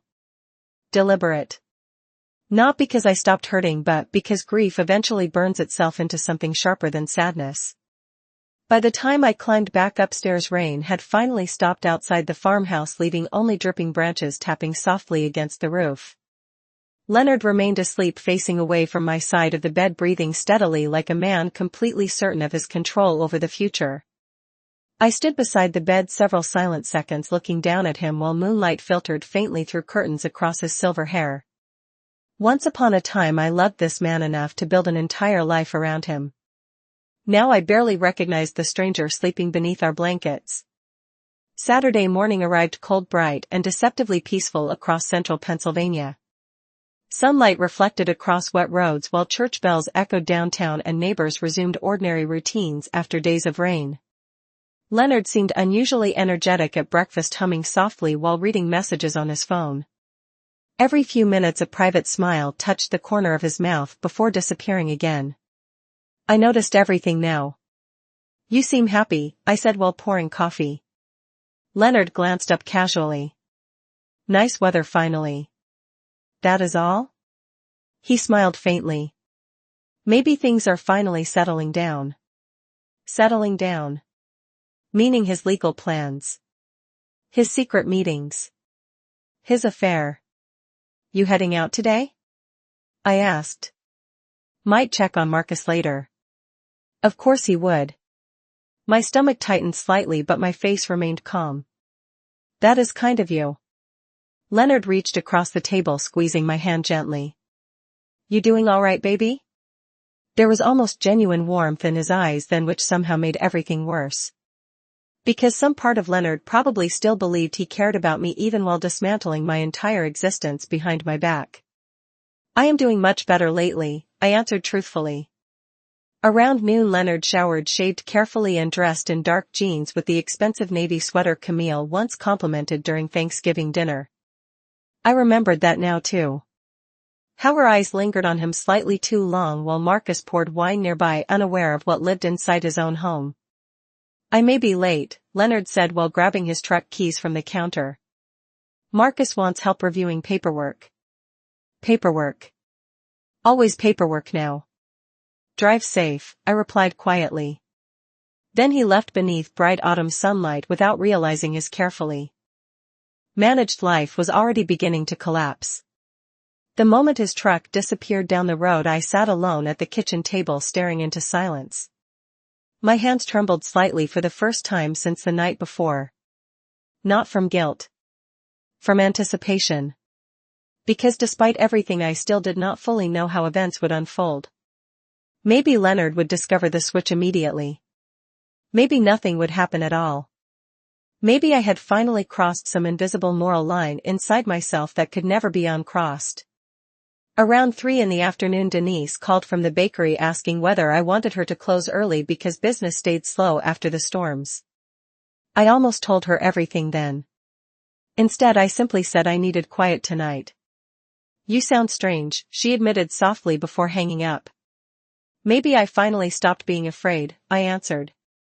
Dusk settled slowly across the countryside while orange light faded behind wet trees surrounding the farmhouse. I spent the evening baking peach cobbler alone in the kitchen because familiar routines still comforted me even now. Cinnamon and brown sugar filled the house warmly while jazz music drifted low through old speakers. For a few peaceful minutes I almost forgot everything. Then at exactly 8:47 my phone rang. "Marcus." My pulse quickened instantly when I answered. "Mom." His voice sounded panicked. Breathless. "What is happening over there?" Loud confusion echoed behind him. Voices. Doors slamming. Then another sound. Sirens somewhere in the distance. "Marcus." I stood immediately from the kitchen table. "What happened?" Several seconds passed before he answered again. "Dad and Camille." My stomach dropped cold and heavy. "What about them?" Marcus lowered his voice desperately. Something went wrong. Outside, through the farmhouse windows, flashing lights suddenly appeared faintly in the distance beyond neighboring fields. Ambulance lights. Maybe emergency vehicles heading toward the subdivision. My heartbeat pounded violently while Marcus continued speaking over background chaos. "They called 911. His voice cracked with disbelief and humiliation combined. "The firefighters are here." For one long silent moment I closed my eyes while years of betrayal, heartbreak, manipulation and grief crashed together inside my chest. Not triumph. Not joy. Just finality. "Are they hurt?" I asked quietly. No, Marcus sounded sick. "Just embarrassed." Embarrassed barely covered it apparently. Over the next several fragmented minutes Marcus explained through shock and confusion that emergency responders arrived after Leonard and Camille locked themselves inside the upstairs guest room in some kind of panic situation neither could explain clearly. Paramedics. Firefighters. Neighbors watching from lawns. Police asking questions because somebody reported screaming. My throat tightened painfully while I listened to my son's entire world collapsing around him in real time. "Mom." Marcus finally whispered. "I think something has been happening between them." The sentence broke apart inside his mouth like shattered glass. My eyes filled immediately because despite everything Marcus still sounded like a little boy realizing monsters existed inside his own family for the first time. "Where are you now?" I asked softly. "Outside." Sirens echoed loudly behind him now. "Everybody knows." I walked slowly toward the dark farmhouse window while blue and red emergency lights flickered faintly across distant clouds beyond the fields. Somewhere across town Leonard Bennett's carefully constructed double life had exploded publicly beneath flashing lights and open doors. "Mom," Marcus whispered again. "How long have you known?" I stared out into darkness several seconds before answering honestly. Long enough. Silence stretched between us. Then quietly, almost like a child again, Marcus asked the question I knew would eventually come. Why did you not tell me? Because your father spent months convincing everyone I was too emotional to trust my own instincts. Because Camille smiled at me while stealing pieces of my life. Because betrayal destroys language before it destroys love. Instead, I simply said, some truths reveal themselves eventually. After hanging up, I remained standing alone beside the kitchen window, listening to distant sirens drift across the Pennsylvania night. The peach cobbler still baked softly inside the oven behind me, while emergency lights painted faint colors against low clouds far away. And for the first time in months, the farmhouse finally felt quiet again. Small towns do not forgive scandal quietly. By sunrise, half of Harrisburg already knew some version of what happened at Marcus and Camille's house the night before. People pretended not to gossip directly, but humiliation spreads fastest through polite whispers and lowered voices after church services. I arrived at Bennett Bakery just before dawn beneath cold gray skies, while local radio hosts discussed weather updates and traffic delays, completely unaware my family had become the town's newest secret conversation. Denise looked up immediately when I entered, carrying coffee and newspaper bundles. I heard emergency vehicles passed downtown around 9 last night. I removed my coat slowly behind the counter. They did. Denise studied my face carefully. And? I stared through the bakery windows while delivery trucks rolled across wet pavement outside. Everything finally collapsed. She stopped moving completely then. Oh my God. I never told Denise exactly what I switched inside Leonard's overnight bag. Some things sounded uglier spoken aloud. Instead, I simply described the emergency call, the firefighters, the neighborhood witnesses, and Marcus discovering the truth in real time, while the entire situation spiraled publicly beyond anyone's control. Denise covered her mouth halfway through the story. People are going to talk about this for years. They already are. Around 7:30, the first customers arrived, carrying cold morning air and cautious curiosity through the bakery doors. Mrs. Carlyle ordered blueberry muffins while carefully avoiding eye contact at first. Pastor Reynolds came for black coffee, looking strangely uncomfortable. Even the state trooper who visited every Tuesday morning seemed unusually quiet while paying for donuts. Nobody mentioned Leonard directly. But I could feel it in the atmosphere around me. They knew something happened.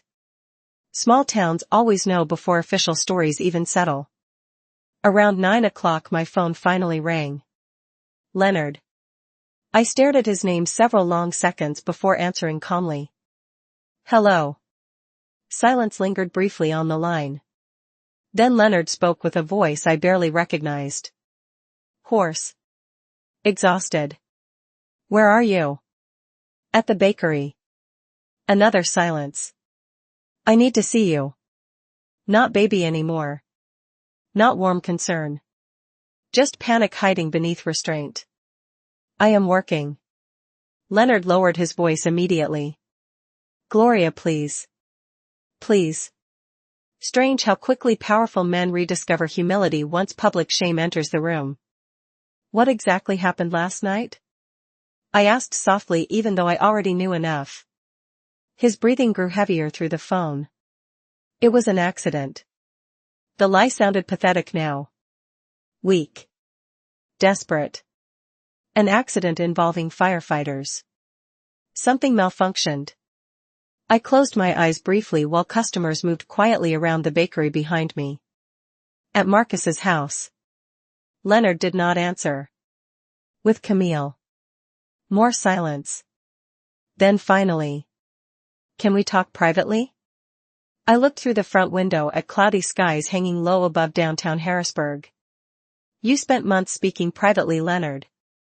That sentence wounded him. I heard it instantly in his breathing. Gloria. Did you love her? The question escaped before I could stop it. Real grief still lived underneath everything despite my anger. Leonard remained silent long enough to become answer enough. I never wanted to hurt you. There it was. The universal language of people who destroy lives while convincing themselves they remain decent human beings. You should probably go home, I said quietly. People are talking already. Then I hung up before he could answer further. Denise approached slowly after the call ended. How bad is it?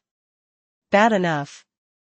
I spent the rest of the morning moving mechanically through bakery orders while rumors spread faster outside.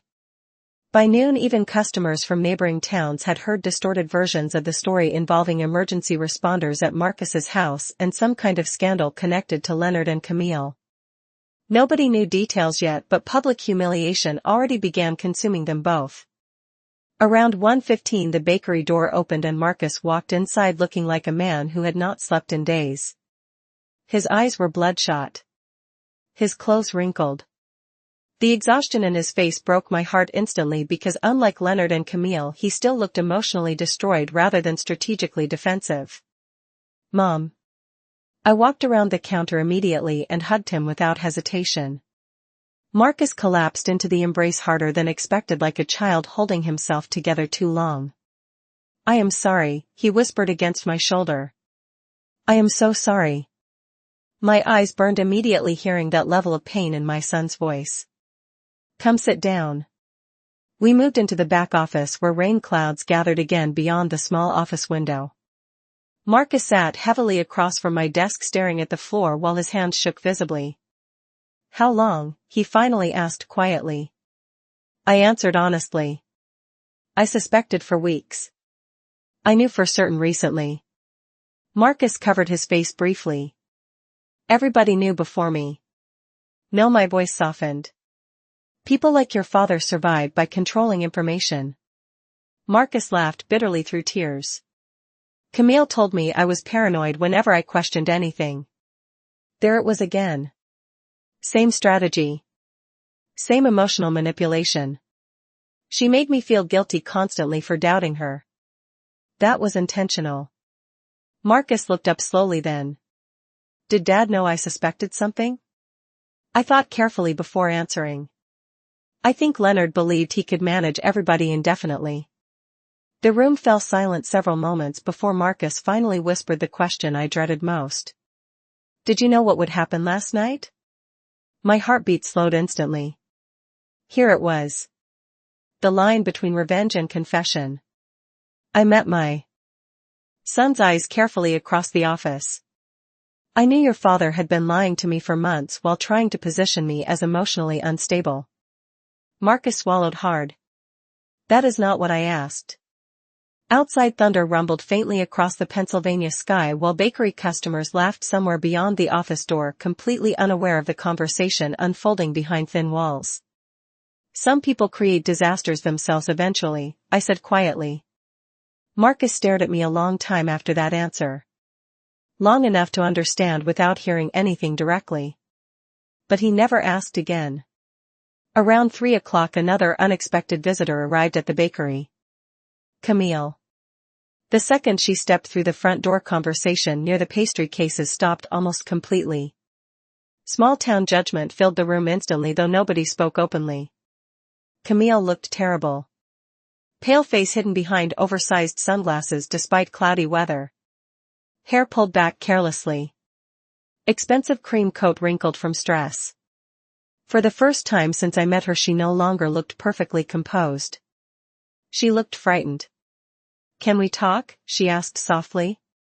Denise immediately moved toward the kitchen, leaving us alone near the front counter while customers pretended not to watch openly. About what exactly? I asked calmly. Camille removed her sunglasses, slowly revealing swollen eyes from crying. Leonard is falling apart. The irony nearly stunned me. Interesting. Please, Gloria. Her voice cracked unexpectedly. Everything became public overnight. That tends to happen when firefighters arrive. Camille flinched visibly at the sentence. Good. Let shame breathe a while. Marcus left the house this morning, she whispered. He will not answer my calls. I stared at her carefully then. For months this woman smiled at me while helping dismantle my marriage and future behind closed doors. Yet standing there now beneath warm bakery lights, she suddenly looked very young. Very lost. Did you ever love my son? I asked quietly. Camille burst into tears immediately after that question. Real tears this time. Messy, uncontrollable tears instead of polished performances. I never meant for any of this to happen. Another familiar sentence from selfish people standing inside consequences they thought they could avoid forever. But it happened anyway, I replied softly. Camille looked at me through tears, and for one brief moment genuine fear crossed her face. Leonard says you knew. I held her gaze steadily across the bakery counter while silence settled heavily between us. Then finally I answered. With complete honesty. I knew enough. Once a secret becomes public, the people protecting it usually collapse much faster than the people wounded by it. The bakery stayed unusually quiet after Camille left that afternoon. Even regular customers sensed tension lingering in the air, like the aftermath of a storm nobody fully understood yet. Denise pretended to reorganize pastry trays near the kitchen while carefully giving me space to breathe. Outside, gray clouds drifted low over Harrisburg and cold wind pushed leaves across empty sidewalks. I stood alone behind the register staring at the tulips Camille brought days earlier, now beginning to wilt inside their vase. Somehow that felt appropriate.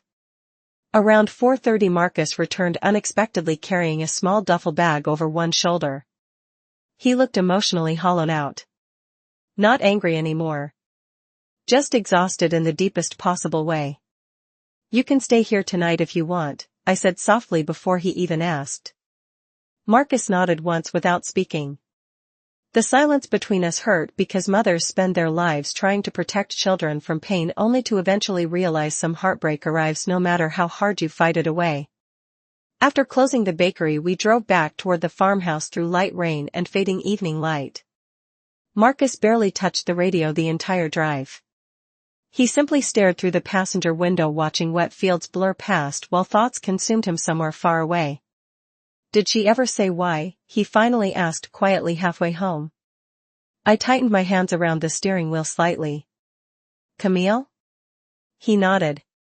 Why him? The question settled heavily inside the car because no answer could ever make emotional betrayal logical. Some people confuse attention with love, I said carefully. Marcus laughed bitterly without humor. Dad was helping us financially. She said she admired how strong he stayed under pressure. Admired. Another word hiding something uglier beneath it. Your father liked feeling needed, I admitted softly. Especially lately. Marcus leaned his head back against the seat, closing his eyes briefly. I keep replaying things now. I know. Holidays. Dinners. Conversations. His voice cracked slightly. They were right in front of me the whole time. I swallowed hard against my own rising grief. People only see what they are emotionally prepared to see. When we reached the farmhouse, darkness had already settled across the countryside. Warm porch lights glowed against wet gravel while wind moved softly through surrounding trees. Marcus carried his duffel upstairs toward the guest room without another word. I remained alone in the kitchen, listening to old floorboards creak overhead while rain tapped gently against the windows again. Strange how peaceful the house felt now that truth finally existed openly between us instead of hiding inside every room. Around 8 o'clock, headlights suddenly appeared across the driveway outside. Leonard. My chest tightened instinctively despite everything. Through the kitchen window I watched him sit motionless inside the truck several moments before finally stepping out beneath the rain. He looked older somehow. Smaller. Public humiliation stripped something from him almost overnight. When Leonard entered the farmhouse, the smell of whiskey and cold air followed him inside. His eyes immediately found mine across the kitchen. Marcus here? Upstairs. Leonard nodded slowly while removing his coat. Silence stretched heavily between us beneath warm kitchen lights. For the first time in 37 years, neither of us knew how to speak naturally anymore. People are talking, he finally admitted quietly. Small towns usually do. Leonard rubbed both hands across his tired face before looking at me again. Camille left the house. I know. Marcus will not answer her calls. I know that too. He stared at me several long seconds after that. You seem very calm. The observation almost sounded suspicious. Should I scream instead? Leonard exhaled sharply while rain intensified outside. I deserve that. You deserve honesty for once. That wounded him visibly because he finally lowered his eyes toward the kitchen floor. I never planned for any of this. You planned legal control over my finances. His head snapped upward immediately. What? Retirement authorization forms. Trust revisions. Medical authority discussions. Leonard's face drained slowly of color while realization spread across his expression. You went through the documents. You were preparing to convince people I could not manage my own life anymore. That is not true. The denial came too fast this time. Too emotional. Then explain it. Leonard opened his mouth but nothing arrived immediately. Finally he whispered, I was trying to protect the property from Marcus's debt problems.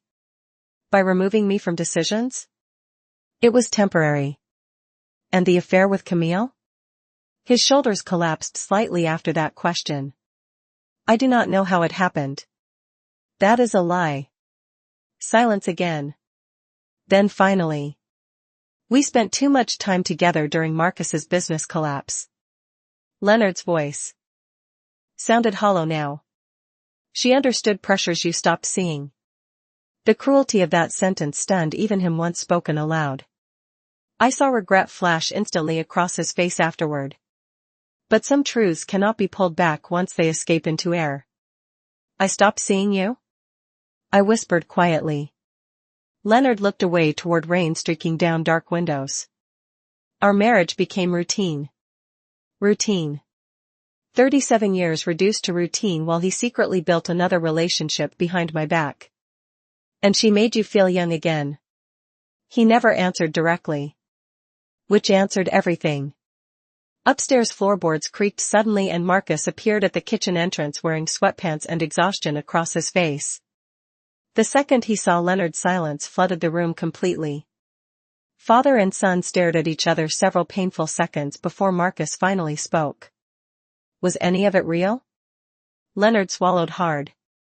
Marcus. Do not. My son's voice cracked sharply now. Do not stand here pretending this happened accidentally. Leonard stepped forward carefully. I never wanted to hurt you. Marcus laughed bitterly through tears. That seems to be everybody's favorite sentence lately. The grief in his voice nearly broke me all over again. You sat in my house, Marcus continued quietly. You ate dinner with us. You watched me panic about money while sleeping with my wife behind my back. Leonard visibly flinched at the words. Good. Let him finally feel something real. Son. No, Marcus wiped angrily at his eyes. You do not get to call me that right now. Rain hammered harder against the farmhouse roof while 3 shattered people stood trapped inside warm kitchen light surrounded by the wreckage of what used to be a family. Finally Marcus looked toward me instead. Mom. His voice softened immediately. Did you know before last night? I held my son's gaze quietly. I knew enough to understand nobody was protecting me anymore. Marcus stared at me several seconds then slowly nodded. Understanding passed silently between us. Not complete understanding. But enough. Leonard, however, looked suddenly uneasy. What exactly does that mean? I turned toward him calmly while thunder rolled faintly somewhere across the dark Pennsylvania sky. It means people eventually stop being victims once they realize they are surrounded by liars. Leonard studied my face carefully then, and for the first time since this nightmare began I think he finally understood something deeply important. The woman standing in front of him was no longer the same wife he spent months quietly underestimating. Some endings do not arrive with screaming or slammed doors. Some endings arrive quietly one cold morning when you finally realize peace matters more than revenge ever did. 3 months after the scandal at Marcus and Camille's house, the Bennett family barely resembled what it once had been. Winter settled heavily across Pennsylvania, bringing gray skies, frozen sidewalks, and long silent evenings that seemed to stretch forever. Harrisburg eventually moved on to newer gossip the way small towns always do, but certain reputations never fully recover after public humiliation enters the story. Leonard learned that slowly. Painfully. The church board quietly asked him to step away from community fundraising projects. Old contractor friends stopped calling as often. People still greeted him politely downtown, but there was hesitation now. Distance. Embarrassment lingering beneath every handshake. Camille moved into a small apartment outside Lancaster after Marcus officially filed for divorce. She rarely came near the bakery anymore, though sometimes Denise spotted her sitting alone inside coffee shops looking exhausted and much older than before. Consequences age people faster than time. Marcus, however, changed the most. Betrayal stripped something essential from my son, but it also forced him to grow honestly for the first time in years. He stopped chasing risky investments. Sold unnecessary luxury purchases. Started rebuilding his business slowly with brutal realism instead of desperate ambition. Some evenings he still came by the farmhouse after work carrying groceries or helping repair old fencing around the property like he did when he was younger. Those quiet moments mattered more to me than apologies ever could. Leonard moved into the downstairs guest room after the confrontation that rainy night in the kitchen. At first we existed like strangers sharing the same haunted house. Separate meals. Separate routines. Separate silence. Sometimes I caught him staring at me across rooms with an expression somewhere between regret and disbelief, as though he still could not fully understand how everything collapsed so completely. But betrayal changes the emotional temperature of a marriage permanently. Even when love survives, pieces of trust never grow back the same way again. One snowy December morning I arrived early at the bakery while downtown Harrisburg still slept beneath soft white snowfall. Warm cinnamon and fresh bread filled the kitchen while Christmas music drifted quietly through old speakers. Denise stood beside the oven shaping pie crusts when she suddenly glanced toward the front window. "You have a visitor." Through the glass I saw Leonard standing outside beneath falling snow, holding a small paper bag in one hand. For a brief moment he looked exactly like the younger man I married decades ago. Nervous. Hopeful. Human. I walked slowly toward the front counter while he entered carrying cold winter air inside with him. "Morning," he said quietly. "Morning." Leonard placed the paper bag gently onto the counter between us. Strawberry turnovers. My chest tightened unexpectedly because 30 years earlier during my pregnancy I once cried over craving strawberry pastries at midnight during a blizzard. Leonard drove 40 minutes through snowstorms to find them for me. Some memories survive even after love fractures. "I remember," I whispered softly. Leonard nodded while snow melted across the shoulders of his dark coat. "I know." Silence settled gently between us while early morning light reflected across empty bakery tables. Finally Leonard spoke again. "I signed everything over yesterday." "What do you mean?" "The farmhouse. The bakery shares. All trust revisions cancelled." I stared at him carefully. "Why?" Leonard gave a tired, broken smile. "Because somewhere along the way I became someone I do not even recognize anymore." The honesty in his voice hurt worse than excuses ever could. "You tried to erase me," I said quietly. He lowered his eyes immediately. "I know.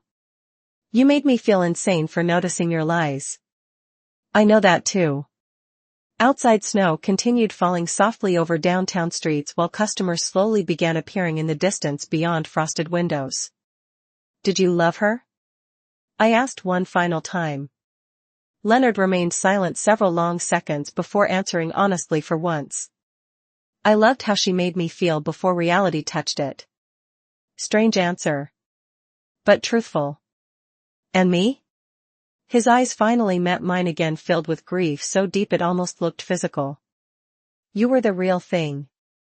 That nearly broke me after everything, because sometimes the cruelest people are not the ones who never loved you. They are the ones who loved you and still betrayed you anyway.